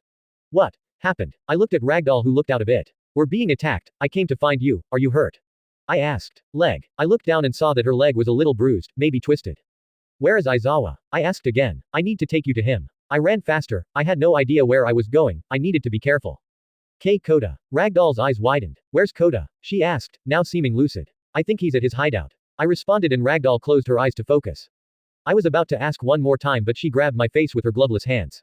We need to get to Koda now. I moved my head back shaking my head. I need to get you to, there's someone with him, I can't tell who but I know it's a villain. I stopped and turned to the direction of the cliffside. Muscular. I gritted my teeth. Quote. Fine, I can get us there, I just need you to hang on, tight. I already built up enough kinetic energy. Ragdoll nodded and wrapped her arms around my neck. I tapped into overdrive in FA Jin once again and dug my foot into the ground. Wait, you have, later. I cut off Ragdoll and we vanished in a flash of lightning with thunder echoing once again. Dobby looked up into the sky, hearing more thunder, his hand on a tree, his quirk bruning it with blue flames. I thought there wasn't gonna be any rain tonight. He spoke to his companion. Twice looked at Dobby. The weatherman app is totally accurate. Not. Twice said, contradicting himself. Dobby narrowed his eyes. These kids don't have a weather quirk, we would know, what's going on. Koda stumbled back as the hulking figure walked towards him, his mask off showing his missing eye and insane grin. Mom, Dad, he remembered the man's face from the news from when his parents died.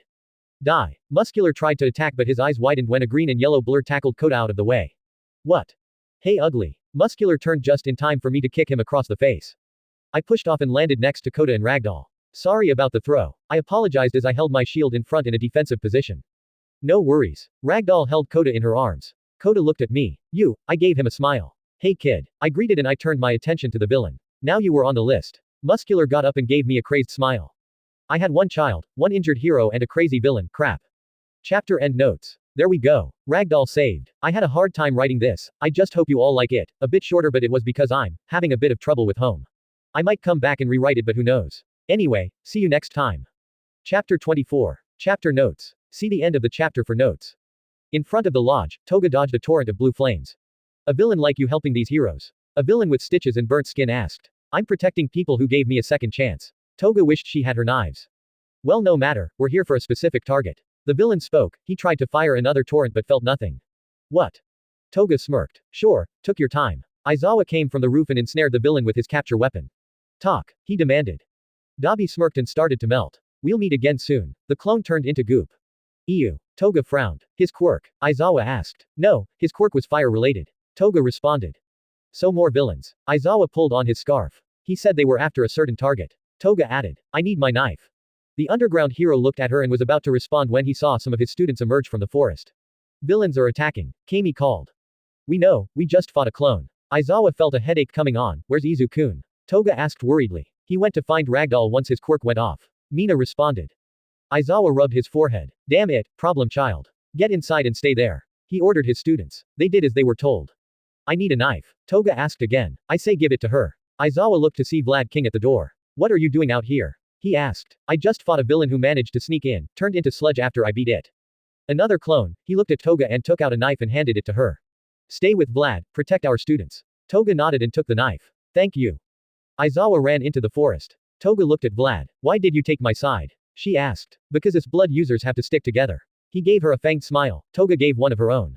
I guess we do. She looked into the forest. Quote. Be safe Izuku. I stepped closer to Muscular, glaring at him. I'm not letting you hurt the kid. I declared. Aw little hero. Always spouting about justice and stuff like that. The villain grinned. I shifted my gaze at Ragdoll and Kota then back to Muscular. Why are you attacking? I asked and moved to the side hopefully to get him to follow my movements. I narrowed my eyes as he did start to circle with me. We're here for a Katsuki Bakugo. Muscular continued to stare at me with his crazed smile. Why are you after him? I asked. I could hear shuffling coming from behind me as I could tell. Ragdoll was trying to stay behind me. The only way out was behind the hulking villain. I couldn't call for help. Yeah, my phone wasn't broken this time but I couldn't just whip it out and I didn't have enough time or the reflexes to hand it to Ragdoll and defend. Muscular didn't answer my question but stopped moving. I did the same. Muscular was right on the edge of the cliff. I gritted my teeth, close enough. Your name is Midoriya, right? He asked as the muscle fibers started to form on his arm. The boss wants you alive but I don't care, show me your blood. Go. I shouted to Ragdoll as I blocked a punch with my shield. I grunted as the force pushed me back, but the shield didn't dent or break. Ragdoll rolled away with Kota just in time and was now limping away with the boy, who looked back at us. Oh don't worry boy, once I'm done with Midoriya, I'll play with you next. He started to bash against my shield with no mercy. I tried to push back but his blows were too strong. I clenched my fist and charged 40% into my fist. Wakanda shock. I slammed my fist into the back of the shield sending a shockwave out the other side, sending the stunned villain stumbling back. I knew that strength wasn't a good counter to him, but I was happy to have more options. I summoned Black Whip and whipped at Muscular with a loud crack. He was able to cover his face with his arm and grinned wider. Yes, more. I rolled out of the way and cracked the whip again but was surprised when Muscular caught the whip and pulled me close to deliver a punch to the gut. I nearly lost my lunch as I slammed against the wall. I collapsed on my knees heaving. Already out. I thought you had more fight in you. Maybe that kid with the hat will put up more of a fight. I growled and charged at him with my fist reared back. Don't touch him. I socked him across the face and blocked another hit with my shield sending me back. Rolling out of the way, I slammed the edge of the shield against his leg hoping to get him on his knees but it only provoked him as he tried to swipe me again. Dodging out of the way, I tried to use my whip to attack again but I was knocked back by a punch to the chest. I felt all the air leave my lungs. I gasped for air giving him an opening. Ha! Muscular grabbed my head and tried to crush it with his meaty hands. I struggled and kicked his face making him let go.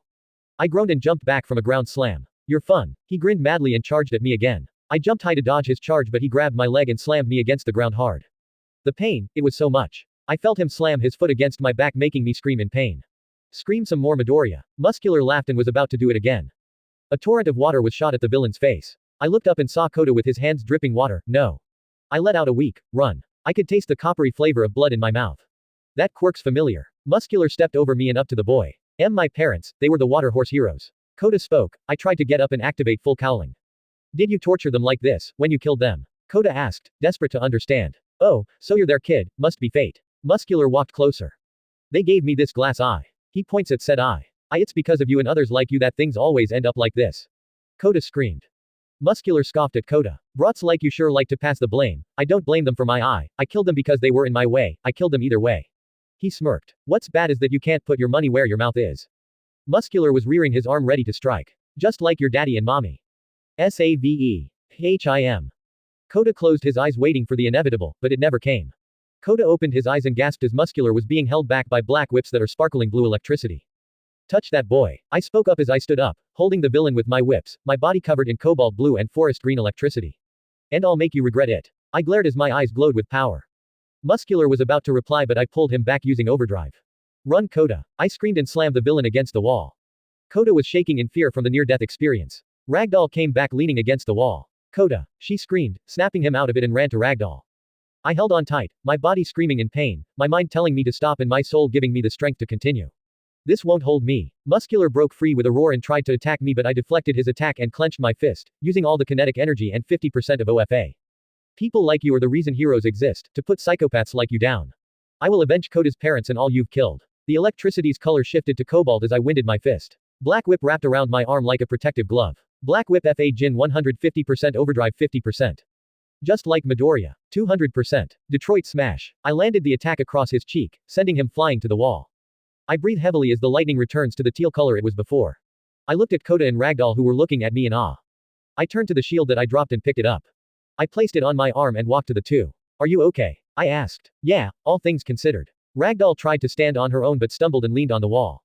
You can't walk with that, come on, we need to go find Aizawa. I picked up Ragdoll in my arms. Kota, get on my back. I told the boy, my words snapped him out of his daze and he nodded. Once Kota was secured on my back, I ran down the path and followed Ragdoll's direction.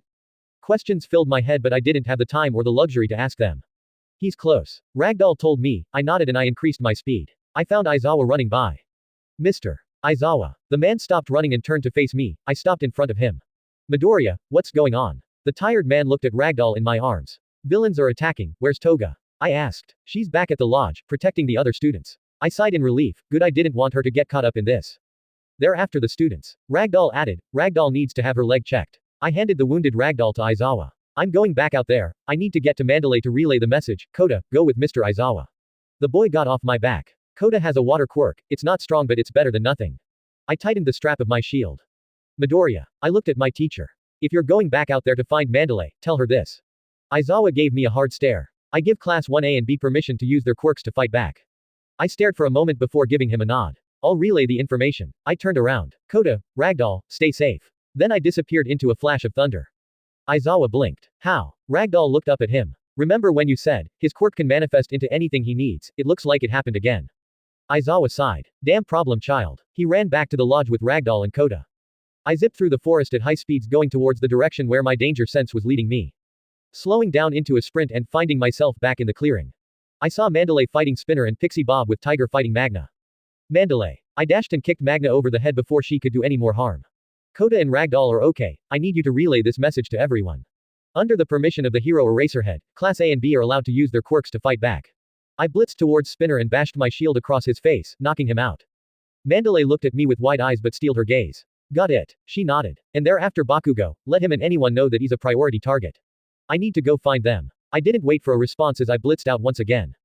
I couldn't stop, not for a second. I needed to find Tokiyami. Dark Shadow must be rampaging. I didn't want him to hurt anyone by accident especially since his quirk was enhanced.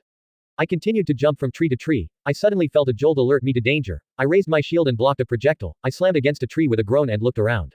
Sniper. Really all for one. I got up and kept my shield up. I lowered my gaze to the projectile that was by my feet. A pink and purple projectile. Why was that familiar? Normally I can cut through any kind of metal with ease. That shield must be special. Another jolt. I turned just in time to block another bullet. I looked at my attacker and froze. I recognized her from Midoriya's memories. Lady Nagant. I asked in shock. The heroine lowered her sniper rifle. So you know about me, what? Why are you attacking me? I asked in confusion, lowering my guard. I felt another jolt and raised my shield to block another bullet. Sorry kid, nothing personal, All for One wanted me to take you in. I froze, all for one. You work for that monster. I activated FC. Like I said, nothing personal. She raised her rifle once again. I blitzed out of the line of fire. What happened to her? She went Mia years ago. I hid behind a tree and looked around. What happened to you? I asked and waited for a response. I got one in the form of a bullet being shot through the tree I was hiding behind. I rolled out of the way and blocked more bullets from Nagant. Stop. Why are you doing this? I demanded as I stepped back. This wasn't adding up. Why was she attacking me and working with all for one? Because I don't want those bastards to gain another puppet. Nagant growled and looked through her scope. I raised my shield again to block another projectile. Damn it. I could stay on the defensive. I groaned as a headache was coming on. I used danger sense too much today. I needed to get closer. Ochako ran with Suyu through the forest. We need to get to the others. Ochako told Suyu. You think the others are okay? Suyu asked. I'm sure that Bakugo and Todoroki are fighting a villain right now and winning. Ochako responded. How can you be so sure? Ochako smirked. Well, I trust my fellow Avengers. Su croaked. There's Shoji. Shoji came up to them. Be careful, Tokiyami is on a rampage. Ochako stopped. What? His quirk, it grows in the darkness. Shoji explained hastily and there was a loud crash. The three looked and gasped as they saw a giant dark shadow with red eyes. Ochako looked at the source. Tokiyami's body was covered in darkness, he was crying, struggling to regain control. Stay away. Dark Shadow roared and tried to crush them. Run. Suyu hopped out of the way. Shoji used his dupli arms to pull himself out of the way. Ochako made herself weightless and jumped back. She lightly hovered and landed. How do we stop him? Ochako muttered to herself as she thought back to the sports festival. Light. Ochako looked at Shoji. Shoji, I need you to throw me into the air. She ran towards him. Okay. Ochako made herself weightless once again and was thrown into the air, over the forest. She scanned the forest until she found what she was looking for, explosions and ice. She looked down and her eyes widened as she saw Suyu about to be flattened by dark shadows. Claw. No. She shot towards Su, increasing her gravity to increase her speed. Ochako grabbed Su just in time and flew into the air. Thank you, how are you flying? Su asked after recovering from her shock. The brunette blinked and looked down. I don't know. She had just willed herself to save Su. After a moment, it clicked. Oh, I just changed my center of gravity. She smiled widely. Ochako. The girl looked at her friend and Su pointed below. Oh right. Ochako adjusted her gravity to fly down. Shoji evaded another claw and was pulled away by the gravity girl. Shoji, Bakugo and Todoroki are just that way. She pointed to the east. With them we can calm him down. Su said as she got off Ochako's arms. So all we need to do is lead him. I'll get his attention. Ochako flew up and waved her arms. Over here Dark Shadow. She yelped as she moved back and flew towards the explosions, ice and fire with Shoji and Suyu following. Bakugo blasted the villain with elongated metal teeth once more and dodged another attack. Icy hot, do it already. Bakugo screamed. Todoroki growled and shot a wave of ice at the villain, only for the villain, Moonfish, to break out. Work work work. Damn it. Todoroki cursed. Bakugo. Todoroki. The pair turned to see Uraraka flying towards them. We need fire. She flew into the air just as Dark Shadow emerged with a roar. You got it. Wait. Bakugo stopped him. Two birds with one stone. Bakugo smirked as Dark Shadow crushed the metal teeth and beat Moonfish down. Asui and Shoji came running up. So strong. Shoji muttered. Dark Shadow turned its attention to the floating Uraraka. Guys. Anytime now. The two boys shot towards the beast. Todoroki ignited his hands and Bakugo created a bright explosion. Dark Shadow roared before it went back inside its host. Tokiyami was on his knees sweating. I'm sorry. He apologized as Suyu walked up to him and helped him up. It's all right, you weren't in control. Uraraka floated down and stumbled a bit. She held her stomach. Oh geez, need to work on that. She closed her eyes. Guess training worked out since you can fly now. Bakugo smirked.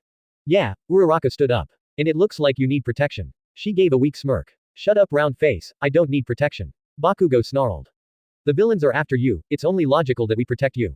Tokiyami stated. I can protect myself. We need to surround Bakugo and make our way back to the lodge. Todoroki crossed his arms. Don't ignore me. Bakugo screamed. You know the way back. Asui asked Shoji who nodded. Let's go. I'll be in front, Tokiyami, stay behind Bakugo. The edgelord nodded and the group started to make their way through the forest with a grumpy Bakugo in the middle. I hope Deku is okay. Uraraka frowned as she was next to Bakugo. Knowing the nerd, he's in the middle of something stupid. Bakugo rolled his eyes.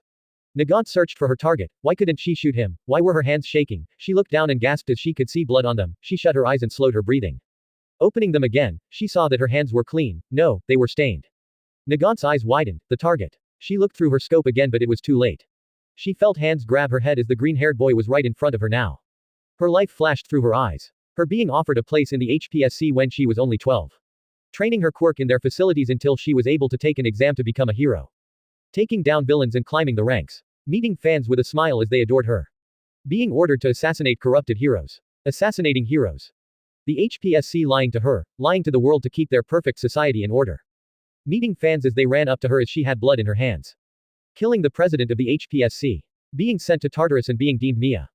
The blood. The lies. I pushed off of her and landed on my back on the ground, staring at the night sky with shaky breaths. I saw her memories, her experiences, this was the Mintstone's doing. The commission, they did this, they hurt her. Nagant slowly got up, her head aching. You saw all that, she said in an emotionless tone. I couldn't respond as I was still processing all of the information. Nagant leaned against a tree. The commission will just use you, to keep their sham society. I blinked out of my daze and sat up quickly just in time for my forehead to meet the barrel of her rifle. You're too powerful, if they use you, they'll abuse your power. Nagant was looking at me with an emotionless stare, the stare of a killer. I felt my heart break, the little girl who loved heroes became this. Nagant, he's lying to you. I spoke softly. All for one wants my quirk. He's only using you to get to me, I didn't make a move to divert her rifle away from my forehead. You don't even care about that, do you? I asked with a sad look. Nagant didn't respond, she just kept her rifle trained on me, her finger on the trigger. Quote.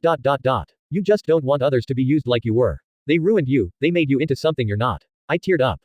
Nagant started to shake. Shut up, she spoke through gritted teeth. You killed him because you wanted the corruption to end. Shut up, she said again. You were thrown into that hell because you followed your moral compass, shattering your belief in the system. Shut up before I pull the trigger. Nagant screamed as tears ran down her cheeks. I closed my eyes and leaned my head against her rifle, making her freeze. Do it. I didn't move to stop her. Follow your compass, I told her softly. Nagant stared at me with shock in her eyes. You. She pulled her rifle away and reverted it back to her normal arm. Damn it. She punched a tree in frustration. I was used, again. She hated herself, she was nothing but a tool and she let herself be one. I opened my eyes and stared at the heroine. I got up and walked over. Quote. I want to help you. I reached out, she slapped my hand away. I don't believe you, she growled. I frowned, a woman who can't trust anyone, I sighed. The principal of UA and I started a program to help villains who want to do good, who were shunned by society and labeled villains in the first place. I told her. I know you still want to do good for the world and we can help you if you let us. I offered my hand. Nagant looked at me, searching for any indication that I was lying. She came to a decision. Shoto glided on ice following the masked magician who had Bakugo and Tokiyami. Keep going. Ochako cried as she followed behind him with Shoji and Sue. Todoroki shot a torrent of fire at the flying villain to which Compress dodged. Damn it. He growled and saw a wall of blue fire burning in front of him. He stopped and looked through the flames. He saw Dabi and Twice, standing in front of a warp gate. Compress, did you get them? Dabi asked Compress. Yes, and a little extra as well. He showed 2 marbles. The others came up behind him. Give them back, Ochako demanded. Wouldn't want to come out toasty would you? The fire villain smirked as he covered his arms in blue flames. Todoroki growled in anger and was about to use his ice. It's been a while, Shoto. Shoto's eyes widened. I'm surprised to see the change in eyes, but it actually suits you. How did this villain know his name? The skin-tight villain went through the portal. Let us make our exit, Dabi. Dabi was his name, Todoroki. Shoji shouted, snapping him out of it. No. He fired ice vapor from his palms, extinguishing the flames. Dabi looked surprised. Well, I didn't expect that, no matter. He was about to shoot more fire but then thunder struck the villain. Shoto's eyes widened as Midoriya materialized out of the thunderbolt with his shield in his arm, kicking Dabi in the stomach. He looked to have bullet grazing on his body and his face had some blood. Midoriya. Sue looked relieved to see him. Midoriya quickly punched Compress in the face, breaking his mask and then kneed him in the stomach. The villain spat out 2 marbles. Midoriya quickly grabbed them and crushed them. He let go of the marble making Bakugo and Tokiyami appear. Shoto along with Ochako started to move forward to help but Midoriya pushed the Bakugo and Tokiyami onto them. Bakugo felt his world stop spinning and he turned to see Deku fighting the magician freak, then the zombie-looking fucker grabbed his throat. Bakugo made a move to help but was stopped by Deku holding out an arm and dropping his shield. Stay away, Deku ordered, glaring at the villain. Dabi smirked as he held a hand against Deku's head. You heard him. Bakugo watched as the magician disappeared into the portal and the zombie freak stepped in with Deku. Deku gave a smile. I'll be okay. Before the portal vanished. Deku. Ochako cried as Deku was taken by villains. Bakugo ran forward and looked around. No. He slammed his palm against the floor, causing an explosion. He looked at the shield and grabbed it. He stared at the star and gritted his teeth. Shoto stood frozen in shock as he had watched Midoriya get taken by villains as he was helpless to stop it. Sue held a crying Ochako, crying herself as she felt helpless. Shoji and Tokiyami looked down in shame, being useless to help their friend. Damn it! Bakugo screamed into the night. Aizawa watched as Ragdoll was taken into an ambulance as the police and fire department arrived. Not so long ago. Vlad King called for help earlier and it had taken them time to arrive. The fire was taken care of, the injured were treated and those with extensive injuries were taken to the hospital, some of the villains were taken into custody. Aizawa pinched the bridge of his nose, there hasn't been any sign of the kids who were left in the forest. Aizawa. Toga called out. He looked at her and his eyes widened as he saw his missing students walk out with Bakugo in tow. Toga ran up to them with a smile, but it dropped when she noticed one missing. Where's Izuku? She asked the group. Ochako choked up a sob and Sue held her close. Aizawa walked past her and up to Bakugo who had Midoriya's shield in his hand. Where is he? He demanded. Bakugo refused to look at his teacher. Gone, they took him, he spoke softly. Aizawa's eyes widened in shock and looked at the shield. Toga felt the air leave her lungs as she forced a laugh. Haha, very funny, come on, stop joking around, where is he? Toga asked as she walked forwards. Izuku, this isn't funny, come out. She teared up. It's not a joke, Todoroki muttered, clenching his fist in anger. Tokiyami and Shoji looked away. Toga dropped to her knees. Tears streamed down her cheeks as she broke down into tears. Aizawa turned and walked away. Get yourselves checked out, he ordered, he needed to make some calls. You got what you wanted, we're done. Nagant spoke through the burner phone. She stood on top of a skyscraper overlooking the city. Well, a deal is a deal, enjoy your freedom, if you wish to work together again. Nagant hung up on the symbol of evil and stared into the city, watching people go about their daily lives. After she was taken out of the forest, she requested to be taken just outside of Camino City. Nagant took out the piece of paper that Midoriya gave her. It was an address with a date, 3 days from now. Quote. You better know what you're doing, kid. She mumbled and grabbed a duffel bag with some civilian clothes and walked to the exit. Inko hummed as she was washing the dishes after her and Eri finished their breakfast. The phone rang in the other room. Inko dried her hands and walked to the phone and pressed it against her ear. Hello. Yes, this is she. She listened and her eyes widened. Quote. What do you mean taken? She shook as she nearly dropped her phone. Big brother is on the news. Eri called from her spot on the couch. Inko walked up to the living room and looked in dread as the newscaster spoke of Izuku being kidnapped by villains. She dropped her phone. My baby. She tears up. Eri stared at the screen. She understood what happened to her big brother. He was taken, like she was. She shook in fear for her big brother. They might hurt him like they hurt her. She tears up. Is he gonna be okay? She asked Inko, who looked at her with tears in her own eyes. I think he'll be okay. He's very strong. She sat next to Eri and hugged her tightly. Rog, All Might in his buffed form, punched a hole through the wall of his home. Midoriya was taken, by the League, by him. He felt like a failure. He was supposed to protect his successor, but he couldn't even do that, and now he was in the clutches of that monster. All Might deflated and ran into his room and grabbed his costume. He wasn't gonna repeat what happened to his master. That monster already took her, he won't take his student. He leapt out of his apartment to Ua. Mirko stretched as she just foiled a robbery. Random thugs, and so early too. She walked past a store selling TVs, thinking on breakfast when she stopped and looked at the TV, seeing a familiar face. Maruko looked at the news headlines and her eyes widened. Fucking taken. She growled, those assholes picked the wrong kid. She leapt towards Ua. She had taken a liking to the kid. Hearing this made her angry. I woke up to find myself chained to a chair. Groaning. I looked up to see Shigaraki staring at me. Well, I would say it's nice to see you again, but then I would be lying. I gave him a smug grin. Over and over again, you keep appearing to ruin my plans. Shigaraki said in a calm tone, but I could hear the edge in it. I would kill you right now and get rid of you, but master wants you here alive. I hummed and looked around. We were in the bar, Kurogiri behind the bar, Dabi leaning against the door, Compression twice sitting on stools, Spinner and Magna were nowhere to be seen. Good. I was able to cut their number down to 5. I looked at twice. I hoped my plan would work. So what are you gonna do with me? I asked the Shigaraki, cause I'm kinda hungry. Do you have any food? You're not in the position to make any requests. Shigaraki glared. Now Tamura, where is your sense of hospitality? I shivered as I heard that voice. I looked at the TV that had the words, audio only, on the screen. Master, Kurogiri, whip something up for the boy, he is our guest. The TV spoke. I glared at the screen. It's good to have you with us, Izuku Midoriya, we have much to talk about. All for one spoke through the TV.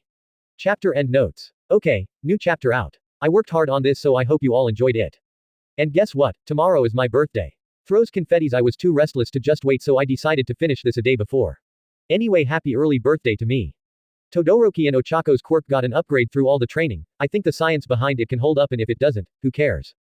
Angry All Might and Maruko are on the way, baby. I need time to think on the next chapter. Or maybe it'll be out sooner than you think. Depends on how inspired I am. Anywho, see you all next time.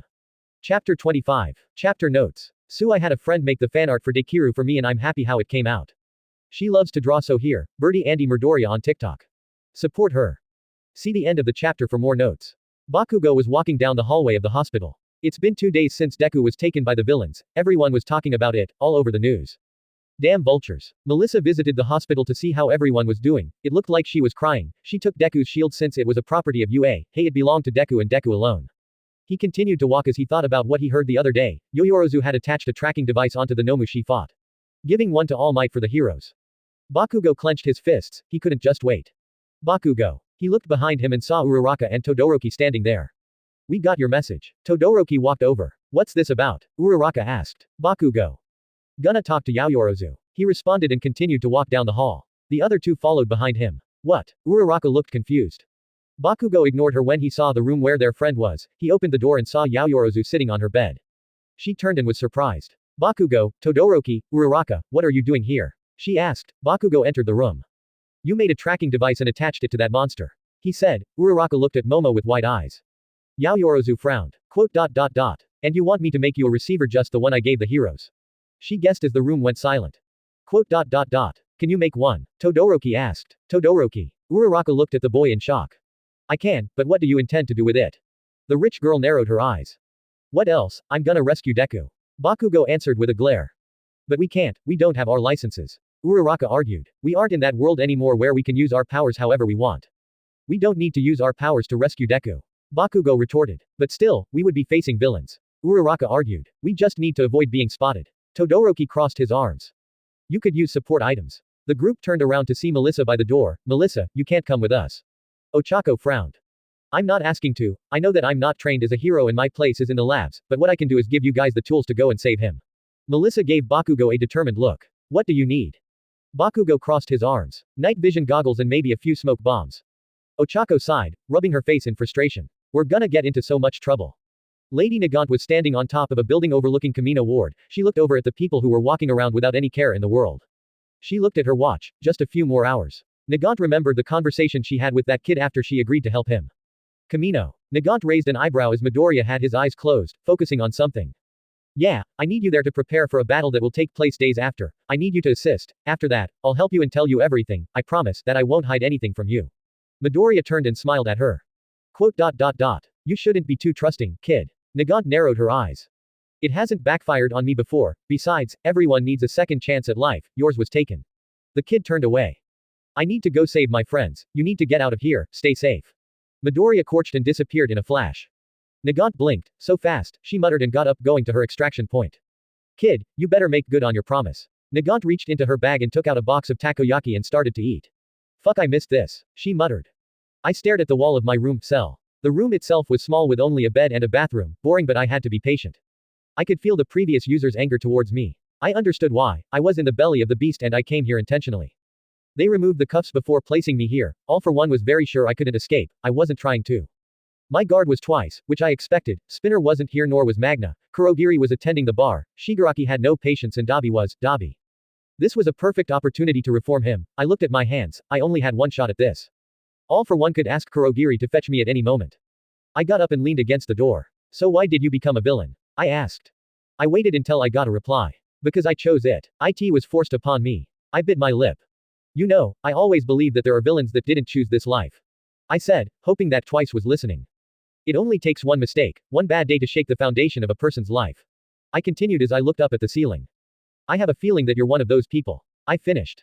There was silence for what seemed like eternity. I closed my eyes and pushed off the wall. Walking back to the bed, I stopped as the door unlocked and opened. I turned back to see Twice peeking his head in. And how would you know of a bad day, huh? He asked in an angered tone, now not contradicting himself. Smiling, I turned to face him. Let me tell you a story. I offered. I love stories. Hate them. Twice shouted. I watched as he entered the room and closed the door, crossing his arms. Don't worry, I'm not gonna escape. I can't. You guys have a teleporter. I chuckled and sat on the bed. Yeah, it's pretty hard to escape. It's easy. Twice contradicted. I looked at Twice as I started my tale. There was a man, he was a comedian, not a good one though. I started. He didn't have much money. He lived in a small apartment, but what he did have was a wife. She was pregnant. Twice stared at me. I couldn't tell his expression because of the mask. The man wanted to give his wife everything and give his child a good home, so after another failed act, he was offered a job by the mafia to rob a chemical factory. I sighed softly. He had no interest in it. He wanted to be an honest and decent man, but then he found out his wife had died along with his child. Twice continued to stare, but his fist was clenched. The mafia though, they didn't care. Even after he didn't want to go through with it anymore, they pushed him into going through with it. I looked at the floor. They gave him a costume of a lesser-known villain and as the cops caught up, they threw him under the bus. The cops went after him thinking he was the mastermind, but in reality, he was just a man who had nothing to lose. He fell into a vat of chemicals and it changed him. He lost his sanity and turned into a villain, craving destruction and chaos. I closed my eyes. The Joker's story, or one of them, was a sad one. Why tell me this? There's no happy ending. He asked. Because, I've seen how one small thing can derail your life. I answered. What happened that made you turn to this kind of life? I asked him. Twice looked away. None of your business. I hummed at the lack of contradicting. Maybe when both his personas agree on something it comes out as one. Too personal. I asked. You're just trying to get me to let my guard down. I trust you completely. He pointed at me accusingly. I hummed. Maybe, but I'm not gonna do that. I told him. I know I can't escape. I shrugged. Twice stared at me, trying to find something in my expression, but he didn't find any deceit. Quote. Why do you want to know more about me? He asked. Truthfully, I want to help you. I smiled at him. Help. There's no helping. Yeah, I want to see your side of the story, see the kind of person you are behind that mask. I walked up to him. I have helped reform a villain before, she's very nice, I think you two would get along. I grinned. Nah, not my thing. Sounds fun. Twice shook his head rapidly. Well, if you don't want to tell me, why don't you let me see for myself? I asked. Twice looked at me weirdly, his expression was so obvious. Huh, I raised my hands. Can you trust me for a moment? I asked. Yeah, no. Twice contradicted himself. Look, if I end up hurting you, you can go straight to your boss and he can disintegrate me. I offered. Just trust me. I slowly moved my hands and placed them on his head. He didn't stop me or try to move. I closed my eyes and tapped into the feeling I felt when I faced Nagant. Suddenly I saw his memories. Losing his family. Losing his job. Creating clones. Clones killing each other. Splitting. Doubt. Am I the real one? I pulled away and stumbled as I was starting to shake. The feeling was overwhelming. I looked at Twice, with pity and understanding. I'm sorry, I whispered. You, saw. Twice gripped his head as the memories came flooding back to him. I took a deep breath. Jin. I called out. You're the real one. I told him straight out. You don't know that. He screamed at me. I do, because if you weren't the real one you wouldn't even exist.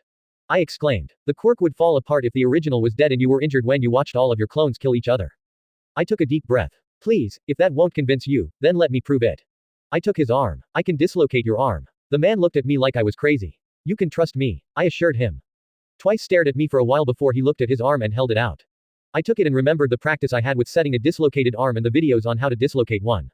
Take a deep breath, I warned, and then crack. Twice whined and banged his hand against his thigh. I'm not disappearing. Twice looked at his hand in awe. I quickly relocated his shoulder with another crack, snapping him out of his thoughts. Ow. I shushed him. You did that. He muttered, still looking at his hand, now knowing he was the real Twice. I want you to trust me and give me a chance in helping you. I offered my hand. Twice stared at me and slowly took my hand. I smiled at my new ally. Quote. You got any cards? I asked. Why should I help clean up UA's mess? I'm a very busy man, you know. Endeavor glared at Naomasa. Mirko was in a room filled with other pros and the police. She gritted her teeth at Endeavor. This was why she hated teaming up. It was easier if she was on her own. Get off your high horse, you are a UA alumni. Genist spoke through the TV with a camera mounted on it. There is a bigger picture here, Endeavor. We couldn't call in heroes from the school. Naomasa looked at the heroes and SWAT team in the room. It's possible that this incident is the beginning of the end for Hero Society. We'll stop at nothing to resolve this successfully. Mirko crossed her arms. During my time with Midoriya, he showed me that he had the heart of a hero. I can bet everything that he's fighting back. Why are you even here? Endeavor asked. You never team up. The flame hero glared at her. Mirko returned the glare with one of her own. Those villains have my student. I'm not just gonna stand around and let others do the work. Besides, I learned that heroes need help from time to time. I owe it to Midoriya by not protecting him during the training camp. I will rectify that mistake. Tiger spoke from the TV. Thanks to the tracking device placed by one of the students, we believe that there are two separate hideout locations. Naomasa continued to speak. Mirko felt a meaty hand on her shoulder. She looked behind to see All Might. Thank you for coming. He gave her one of his smiles. Don't think I'll start teaming up all willy-nilly after this. She turned away. All Might looked at Gran Torino, who nodded at him. All for One wasn't gonna get away. I was playing poker with Twice, we were betting on chips. I had Twice on my side, now I just needed to meet with. The door opened, knocking me out of my thoughts as Kurogiri stepped in. The master wants to see him. The shadow spoke. And I was winning. I was losing, thank you. Twice contradicted and I got up. Let's get this over with. I looked at Twice, who winked at me. I gave him a smile. Next time we'll finish. I patted his shoulder and walked up to the teleporter, and I was enveloped in a black fog. I found myself in a dark room. I looked around and saw in the center of the room were two sofa chairs with a bright yellow light shining over them. I walked to the chairs and looked around. It's nice to finally meet you, face to face. I looked at the source of the voice and saw him, the symbol of evil, All for One. He was wearing a suit, and his mask, which I had to admit, intimidated me, but honestly, his aura was already doing that. Sit down, he offered. I sat down on the chair and watched as he did the same. I stared at the mask, knowing that he had no eyes or nose, but he could sense me just fine. Is the mask too much? I feel like it is, but alas, I need it. All for One crossed his legs and clasped his hands together. I understand, and honestly it does add to the intimidation factor, but your aura does a good job at that already. I spoke with complete honesty. I knew this man could kill me without a thought, but I knew he wouldn't. I had something he wanted. At last, a user who can converse with me without malice or hate. All for One sounded giddy. Your predecessors were so serious, no banter, no talking, just yelling and hate. I raised an eyebrow. I can guess why that was the case, so can you. I responded. I relaxed in the chair. Yes, I suppose me murdering their loved ones was a factor in it. I glared, but you are a fresh slate. I could feel All for One smile as he stared at me. Quote.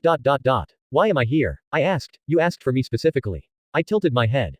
That's the question, isn't it? You see, when I first saw you, I didn't see much, just another soul lost in the clutches of this hero society. I listened to the man as he spoke. But when you popped up in Hosu, that little speech changed my view. All for One leaned in. Society is not broken. It only needs people strong enough to make their way through the harsh reality. He quoted. I love that, I fully agree. I felt a bit sick, the symbol of evil, agreeing with my words. Strong people survive while the weak can either adapt or perish. We're survivors, you and I. I frowned. What do you mean? I asked hesitantly. Izuku Midoriya, age 15, born quirkless. I glared at him as he said that. I looked through your records, I know how quirkless people are treated, so sad. All for One spoke with remorse. Like you could know. I spat in anger. Oh, but I do. You see, I was born when quirks first emerged, not even called quirks at the time. They called the ones who had powers freaks of nature. That's how people are, they hate what they don't understand. It took decades for people to accept quirks into their lives, and now those who were considered normal were on the other side of the coin. All for One spreads his arm. I know you struggled, and it all came to a stop when All Might came into your life and offered you salvation with One for All. But why should you try to blend in with the crowd? Nothing will change, you are just part of the majority now. I was starting to see his motive now. Quote. You want me to become a villain, turn against the heroes. I realized. Why go with the people who abandoned you in the first place? All for One asked. What about Shigaraki? I asked. He hates me. Shigaraki is a pawn in a game I'm playing, you could take his place. I narrowed my eyes. You can join me and make those people who wronged you pay. He got up and offered his hand. Don't you want to be happy, to feel like you don't have to hide amongst others? I stared at the monster in front of me. Why was he offering me this? This wasn't like him, it hit me like a brick. He was afraid of what I would become. I tried my best to not smile. I'm never gonna join you, All for One. I know the pain and suffering you cause others, and I don't want any part of that. I will never join you, I will take you down. I spoke with a determined look on my face. The supervillain stayed silent and got up. I'm disappointed to hear that. You would have made a fine replacement for Tamura. He sighed, and I froze at the mere killing intent that he leaked. I could see my death in front of me. I then felt a hand on my face. It'll take me a while to break down your will, but after that, you won't be strong enough to resist me. All for One spoke with a cold tone. Sensory overload. I felt my senses turn up to 11. Give me One for All. Go to hell. I snarled. Very well. He shot black blades from his fingertips into my body. I screamed in agony as I felt pain shoot through my body, my hands gripping the chair, ripping the fabric. I gritted my teeth and glared at the villain through his fingers. The response was instant as I felt electricity course through me painfully as my screams echoed across the room. Bakugo was leaning against the wall in front of a warehouse where the tracker had led them. Todoroki was looking over Momo's shoulder. Ochako was looking at the warehouse. All of them were wearing hoodies to hide their faces. Are you sure it's here? Todoroki asked Momo. I'm positive. Momo looked at the tracking device. I think we should have worn some disguises. Uraraka pulled down on her hoodie. We're not here to play dress up. Bakugo growled as he marched towards the narrow opening between the two buildings. I see a window here, come on. The group shimmied between the two buildings. Round face, make us weightless. He hissed. Uraraka nodded and used her quirk to lift him and Todoroki up the wall to get a closer look at the window. Bakugo took out 2 night vision binoculars and handed one to Todoroki. They looked inside and Todoroki gasped. What? Bakugo looked at the direction Todoroki was looking and bit his tongue to hold a curse. This is a fucking Nomu factory. He hissed. A factory to make those things? Momo asked, looking horrified at the thought. Do you see Midoriya? Todoroki asked, shaking out of his shock to continue looking for their friend. No. Bakugo growled. Let us down. He ordered and Ochako put them down. We didn't see him. Todoroki revealed. No. Momo was cut off as they heard noise coming from the front. They froze and there was a loud crash. Good work, Mount Lady. Bakugo recognized that voice. It was Best Jeanist. The heroes. Uraraka looked at them. We need to go. Yes, they appear to have this handled. Momo nodded in agreement as they started to move out of the narrow alley. Then they heard something. My apologies, if I had known I had company, I would have been more prepared. Stop right there. Bakugo turned around. Round face, let me up. He hissed. Put the body down. Bakugo froze. Body. Wait, that's. I said stop. Jeanist ordered and then, in a flash, everything around them was destroyed. Buildings were collapsing, the wall behind them was only able to cover them barely. Bakugo was frozen in fear. Next to him, Todoroki, Uraraka and Momo were also frozen. The hell? Bakugo thought as he felt a strong presence right behind the wall they were leaning against. He saw his dead body on the floor along with the others. He bit his tongue, snapping him out of it. Tamura has finally started to think rationally and make decisions on his own. I do wish you haven't gotten in his way, the voice spoke in a muffled tone. Bakugo leaned over to look at the man who did it. His heart stopped, not at the sight of the man, floating in the air with an aura of malice and evil surrounding him, but of the body he was holding. Being held by the collar of his shirt was Deku. His eyes whitened, he was limp as the man tightened his grip. Deku, he looked in horror at the sight. Now then, shall we begin? Chapter end notes. Okay, yeah, I did this. I had to think a lot to come up with this chapter, it was so hard. Redeeming twice. And yes, I used that story. Anyway, what do you think of it? I hope you guys enjoyed this chapter. I will try and not take 2 weeks to write the next one, not promises though. See you later. Chapter 26. Chapter summary. The Battle of Camino. Chapter notes. I live. Yes, I finally updated. As of why it took me so long was because I was very sick and now I am better. It also took me so long to write this chapter up. Maybe it's rushed but I am kinda happy with it. Hope you enjoy. See the end of the chapter for more notes. I opened my eyes and I found myself in the Visage world. Great, I'm here. I groaned and sat up. I blinked and looked down. I was sitting on water. Huh, this isn't the normal place. I looked around in confusion as I got up. Walking forward, I looked around trying to find any of the previous users, no sign of them. Geez, what does it take to find some help? I grumbled. Just asking. I turned around and saw a boy with a smiling freckled face. Izuku. I felt a lump form on my throat as I was looking at Izuku Midoriya, who wore the old Gamma version of his hero costume. Hey Ethan. Izuku smiled at me. It's nice to finally meet you. What? How? Well, since you and I merged, what was left of my subconscious was buried here. Izuku walked past me, all for one trying to steal one for all pushed you here. So he's trying to steal one for all. I frowned. Trying to, the will of the previous users and us make it very difficult. Izuku responded. I stared at the person I admired for so long with a look of guilt. Izuku, I know what you're gonna say and you don't need to say it. I looked at Izuku who was giving me a look of understanding. But I stole your life. I exclaimed. I took it away before you could achieve your dream, before you could meet your friends. I teared up. But you saved more lives than I could have. You saved Eri before getting your provisional license. You saved Toga before she joined the league, even saving Lady Nagantan twice in a matter of days. Izuku walked up and put his hands on my shoulders. You even helped Kachan. Quote. But you would have done it all. I clenched my fist. No, I couldn't. I looked up at Izuku. I couldn't have made the plan to get captured by the league to save Kachan. No, you would have made a plan to save everyone and yourself. I rubbed the back of my head, and Izuku frowned. Not really, we're too much alike, we would both put our lives on the line to save others, that's why you and I merged. I blinked. What do you mean? I asked, confused by the question. Quote. Do you remember what happened before you came here? Izuku asked. Before you came into my body. I was watching your show, I remember. No, you weren't. Izuku cut me off and pointed at the water we were standing on. I looked down and I gasped, seeing the water show the event that led me to being transported here. I was in a bank depositing some money until men with guns came in and started to rob the place. I was kneeling on the floor as I watched gunmen point their weapons at the group of people with me among them. One of them had a gun aimed at a woman with a crying baby. Shut that baby up. Shish, it's gonna be okay. The woman tried to soothe her child as it continued to cry. Shut that baby up. The other gunman shouted. Gladly. The man pointed a pistol at the woman and her baby. I couldn't just sit and do nothing. I sprung into action and tackled the gunman, pinning his arm. No. I grunted and wrangled the gun out of the man's hand and aimed it at him. Hey, do you even know how to use that? The man smirked as I held the gun awkwardly in my hands. No, but I know how to do this. I hit the butt of the gun on the man's forehead and looked at the lady who was covering her baby's mouth. Thank you. She whispered. I got up and turned around and was met with the barrel of the robber's rifle. This is what happens to heroes. Freeze. I heard the door slam open. I grabbed the barrel and then bang. I blinked as I was back in the Visage world next to Izuku. Quote. So I died and got those poor people killed. I stared blankly at the water as I saw the memory end the moment I was shot. You don't know that. Izuku frowned. You gave the police a chance to intercept when you fought back. I wanted to go out saving someone, but I probably ended up making it worse. I turned and walked away. Quote. You wanted to save that woman and her baby. You did that. That's why you're here. You did a lot of good and you can do more. Izuku put a hand on my shoulder. We know you can. That's why we're helping you reach the goal you set. The water showed a new image, showing Gym Gamma, Class A and B in graduation robes, Toga and Shinso among them, Inko and an older Eri up front with All Might sitting next to Inko with a camera and a proud smile. Next to him was Night Eye and the Big Three. Mirio and Nijire were grinning while Imagiki was still shy as ever. Midnight on the podium announcing names with the dramatic flair, pro heroes in the crowd. This was a vision I was working to see happen. I gave a small smile. This is your goal. Izuku spoke, tearing up at the sight. Our goal. I interrupted Izuku, looking at the green-haired boy. He shook his head. No, you cling to me long enough, you need to let go. Izuku stepped back. One for all is your quirk more than it is mine. He raised his arm, green lightning coursing through it. I looked at my arm, blue electricity coursing through it. You're Izuku Midoriya, basically the 10th user of One for All. Izuku declared. I blinked at his words. 10th. I asked with a tilt of my head. Well, One for All considered me the 9th with all the memories of my adventures in your head. Izuku smiled brightly. You can finish the story with all of us backing you up. I frowned. Quote. Once I leave, will I see you again? I asked the question that I dreaded to ask. I'll always be a part of One for All, I'll always be with you.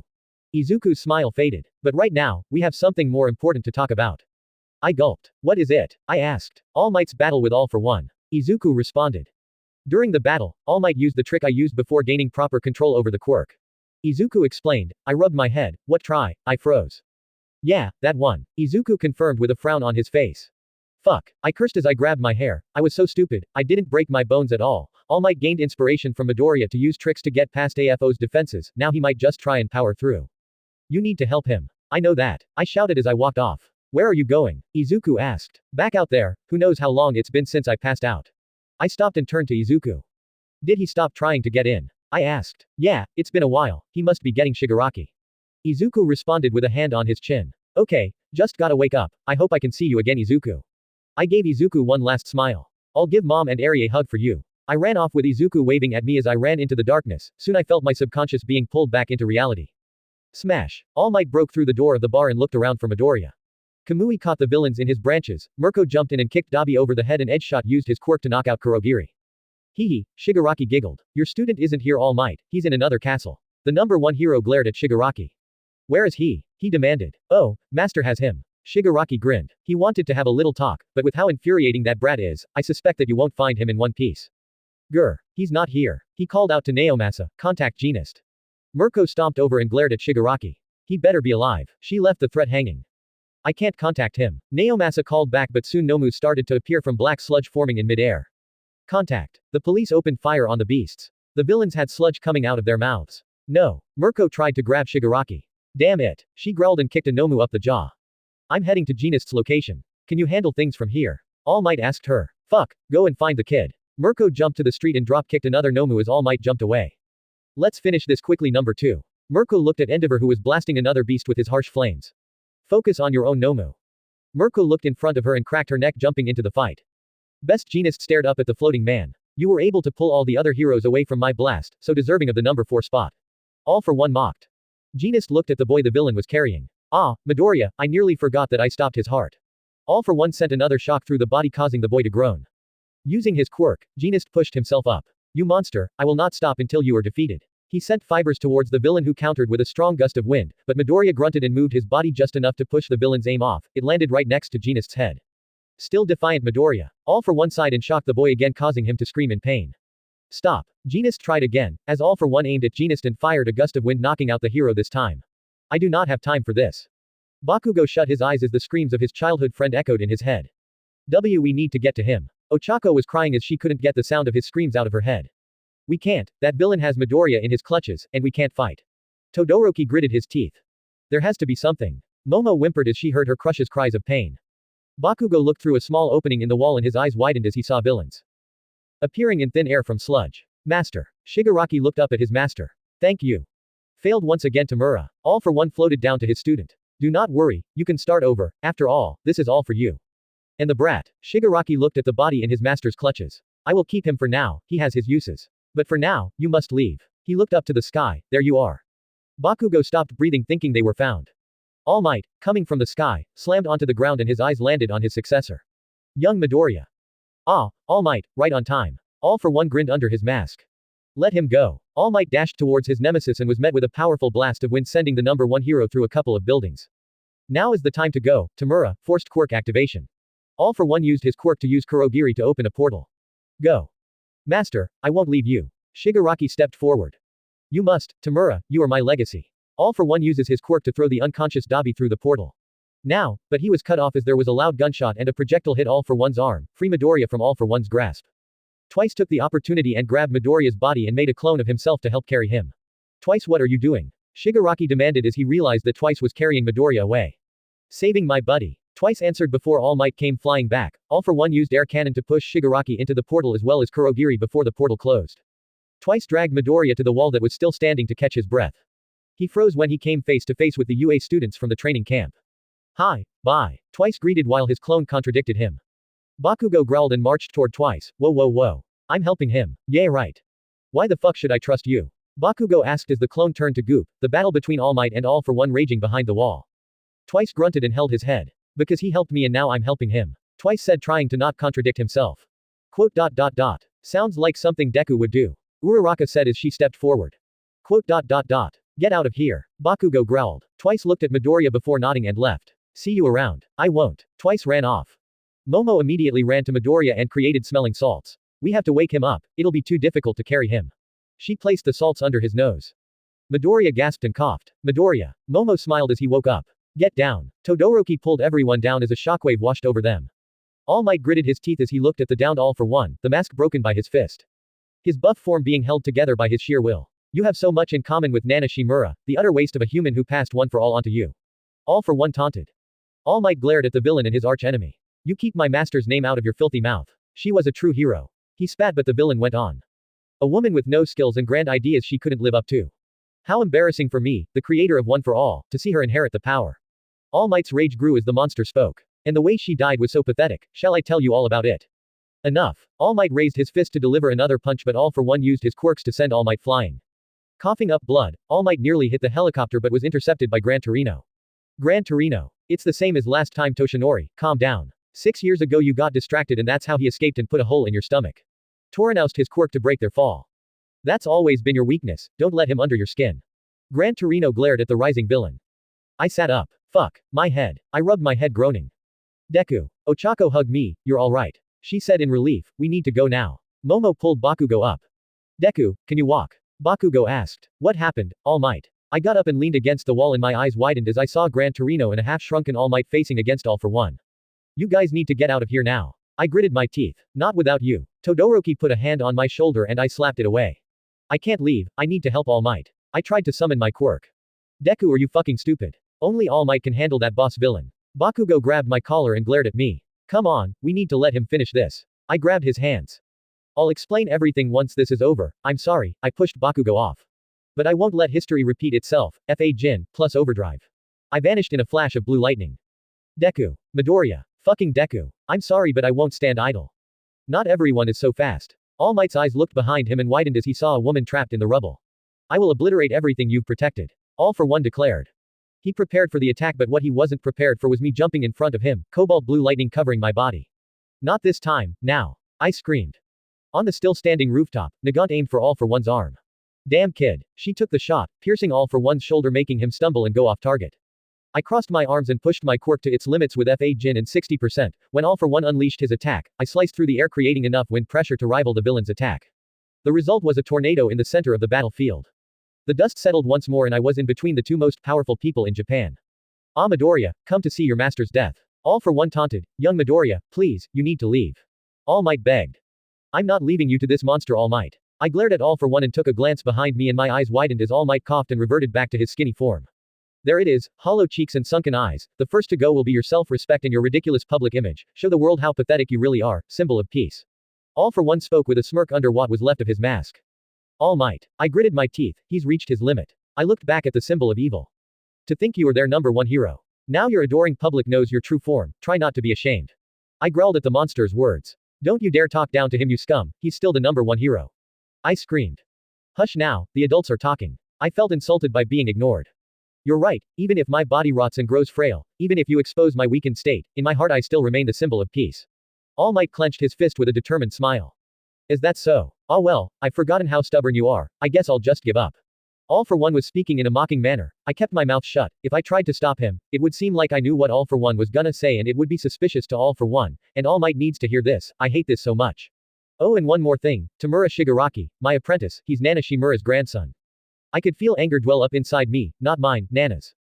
I kept wondering what would annihilate your golden heart. All for One spoke. And so I found Tamura, groomed him to hate you and watched you smile as you beat your master's decedent. This monster was sick, sicker considering his plans to take over Tamura's body in the future. You, lie. All Might sounded broken. Oh come now, you know it's the truth, that is clearly something I would do. I looked behind me and watched as All Might was sinking into despair. You're a monster. I growled as I looked at All for One. Haha yes I suppose I am, where's your famous smile now? All Might, haha. All for One laughed as he put his thumbs against his cheeks, the same gesture Nana did showing her famous smile. Right here. I screamed as I gave my best brave smile. All Might never knew about Shigaraki. He's not perfect, he's human just like the rest of us. You twisted a boy to become your puppet, it's not All Might's fault it's yours. I pointed at All for One. Young Midoriya, All Might stared at my back, seeing the back of his master in my place. All he's done is try and save people he can reach. He's inspired others to smile like him, to save people like him. I got into a fighting stance. You were right about one thing, heroes have a lot to protect in this world. All Might, feeling inspired by his successor once again like so long ago, called upon the embers of One for All inside him and stepped up next to me, golden lightning covering his skinny form. That's why. I started as blue lightning coated my body. We will defeat you. All Might and I spoke in unison, our eyes shining with power and determination. Levitation into the air, All for One spoke. This is a sight I can't help but feel giddy about, master and apprentice will die together. All for One charged his arm for another attack. I smirked. Who said it's just us? I asked. Just All for One moved his arm to counter a torrent of flames. Are you serious? All Might's eyes widened as he turned to the side and saw Endeavor. What's going on with that weak little body? Looks like we made it just in time. Edge shot landed next to the number 2 hero. I'm still impressed you handled them so quickly, as expected of the man who clawed his way up to the number 2 spot. All for One taunted again. Gur, stand up and show them why you're better. Endeavor screamed. All Might looked at the two in shock. If the only reason you're here is to cheer him on, then I'd prefer you to remain silent. The villain aimed to attack again but Edgeshot used his quirk to attack. Think again, madman, we're here to assist. I turned to see Kamui Woods taking the wounded. That's our job as heroes. And we would be doing a horrible job if we didn't help. Mirko came flying in with a kick and was blown away. Just then, a projectile hit All for One's shoulder. Hey now, don't leave me out of this party. Lady Nagant called from her vantage point with a smile. I come back years later to find this.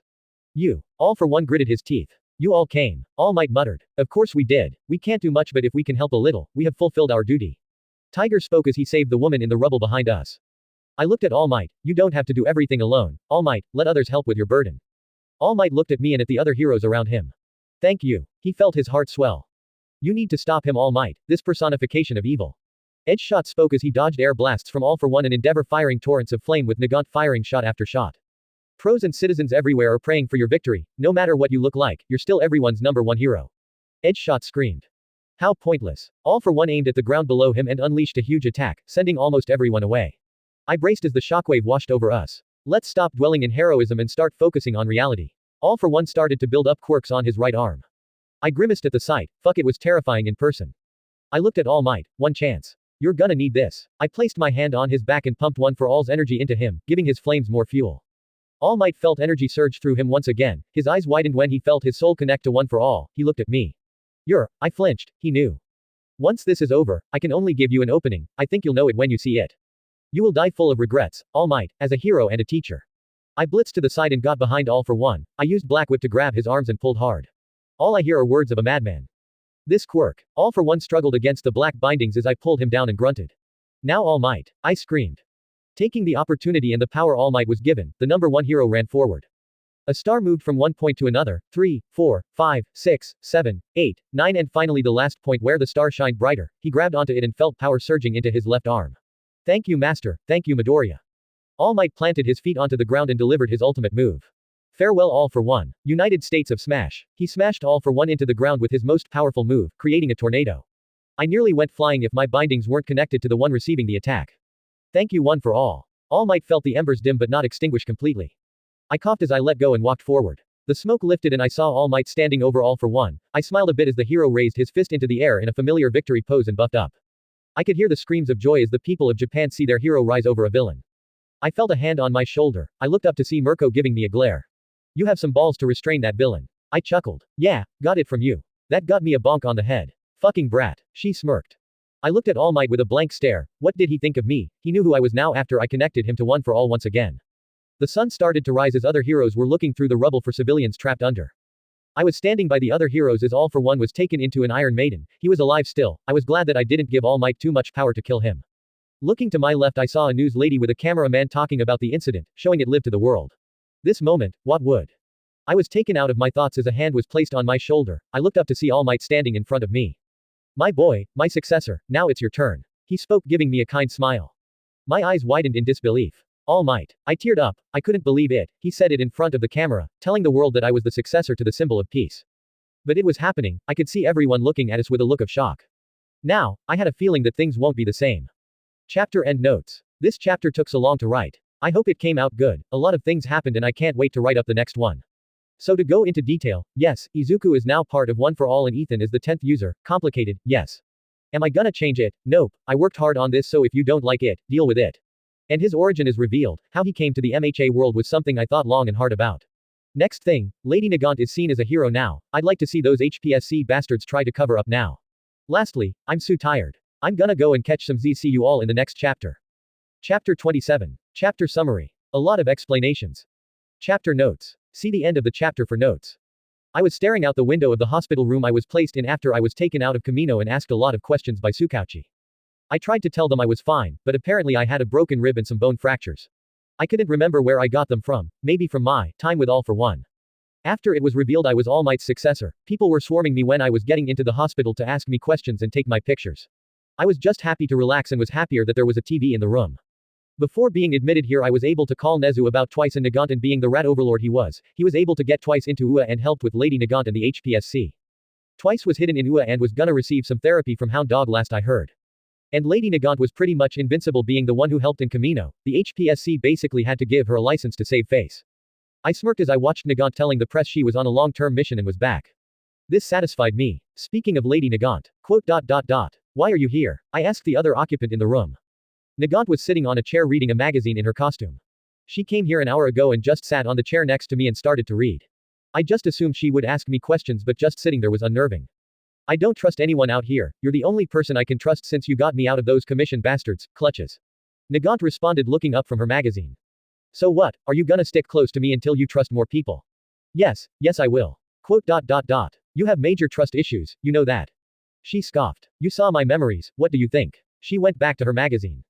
I stared at her for a moment. Touché. I responded and laid on my bed. So what's your plan? Nagant asked. My plan? I asked, turning my head towards her. Yes, your plan, you have something in mind, I doubt you don't. She was kinda right, I do have a plan, lots of them. Right now, I just want to rest, I'll tell you everything once I gather everyone else in a secure location. I told her, Nagant was an assassin, a dangerous one. I wanted to help her, but to do that, I needed her trust, so I had to keep myself open. Right, Nagant was about to go back to her magazine until the door opened and Eri ran in and jumped onto the bed. Big brother. She cried as she clung to my chest, tears streaming down her cheeks. I held her close as she cried into my chest. I pet her head, comforting her, feeling guilty about making her worry so much.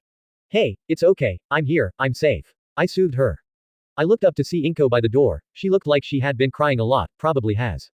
You're okay, Eri whimpered, clutching my shirt. Yeah, I am. I held her close. Izuku. Inko came close and hugged me tightly. My baby boy. She held me tight as I wrapped my arm around her and pulled her and Eri closer. Nagant watched awkwardly and then looked away. Inko noticed the woman sitting in the chair. Oh. Inko pulled away and bowed. I'm so sorry for not noticing you. I'm Izuku's mother, I can tell. Nagant waved her off with a lazy smile. Eri looked at Nagant and she recognized the heroine. You're from the TV, you helped my big brother.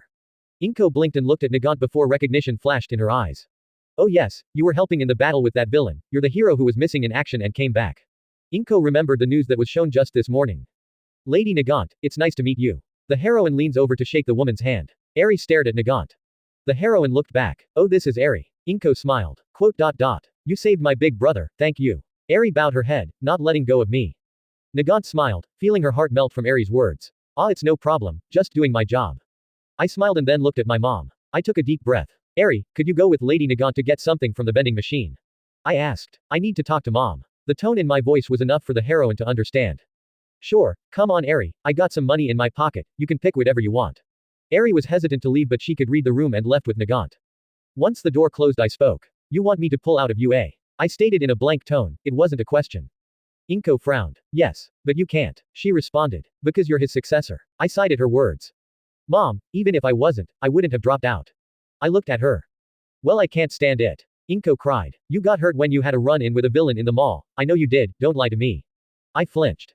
Now you got kidnapped and fought a villain who was able to go toe-to-toe with All Might and you expect me to be okay with it. Inko wiped her eyes, which were filled with tears. I just want my baby safe. Come here, I need to show you something. Time to come clean, I couldn't just hold this in anymore. Inko walked to my side and I placed my hands on her head. I took a deep breath and closed my eyes. I could see into people's memories, I just had to project mine. I felt my head ache as I showed her my previous life. Without any mention of the anime, I couldn't give her an existential crisis. I also showed her my time with All Might and One for All.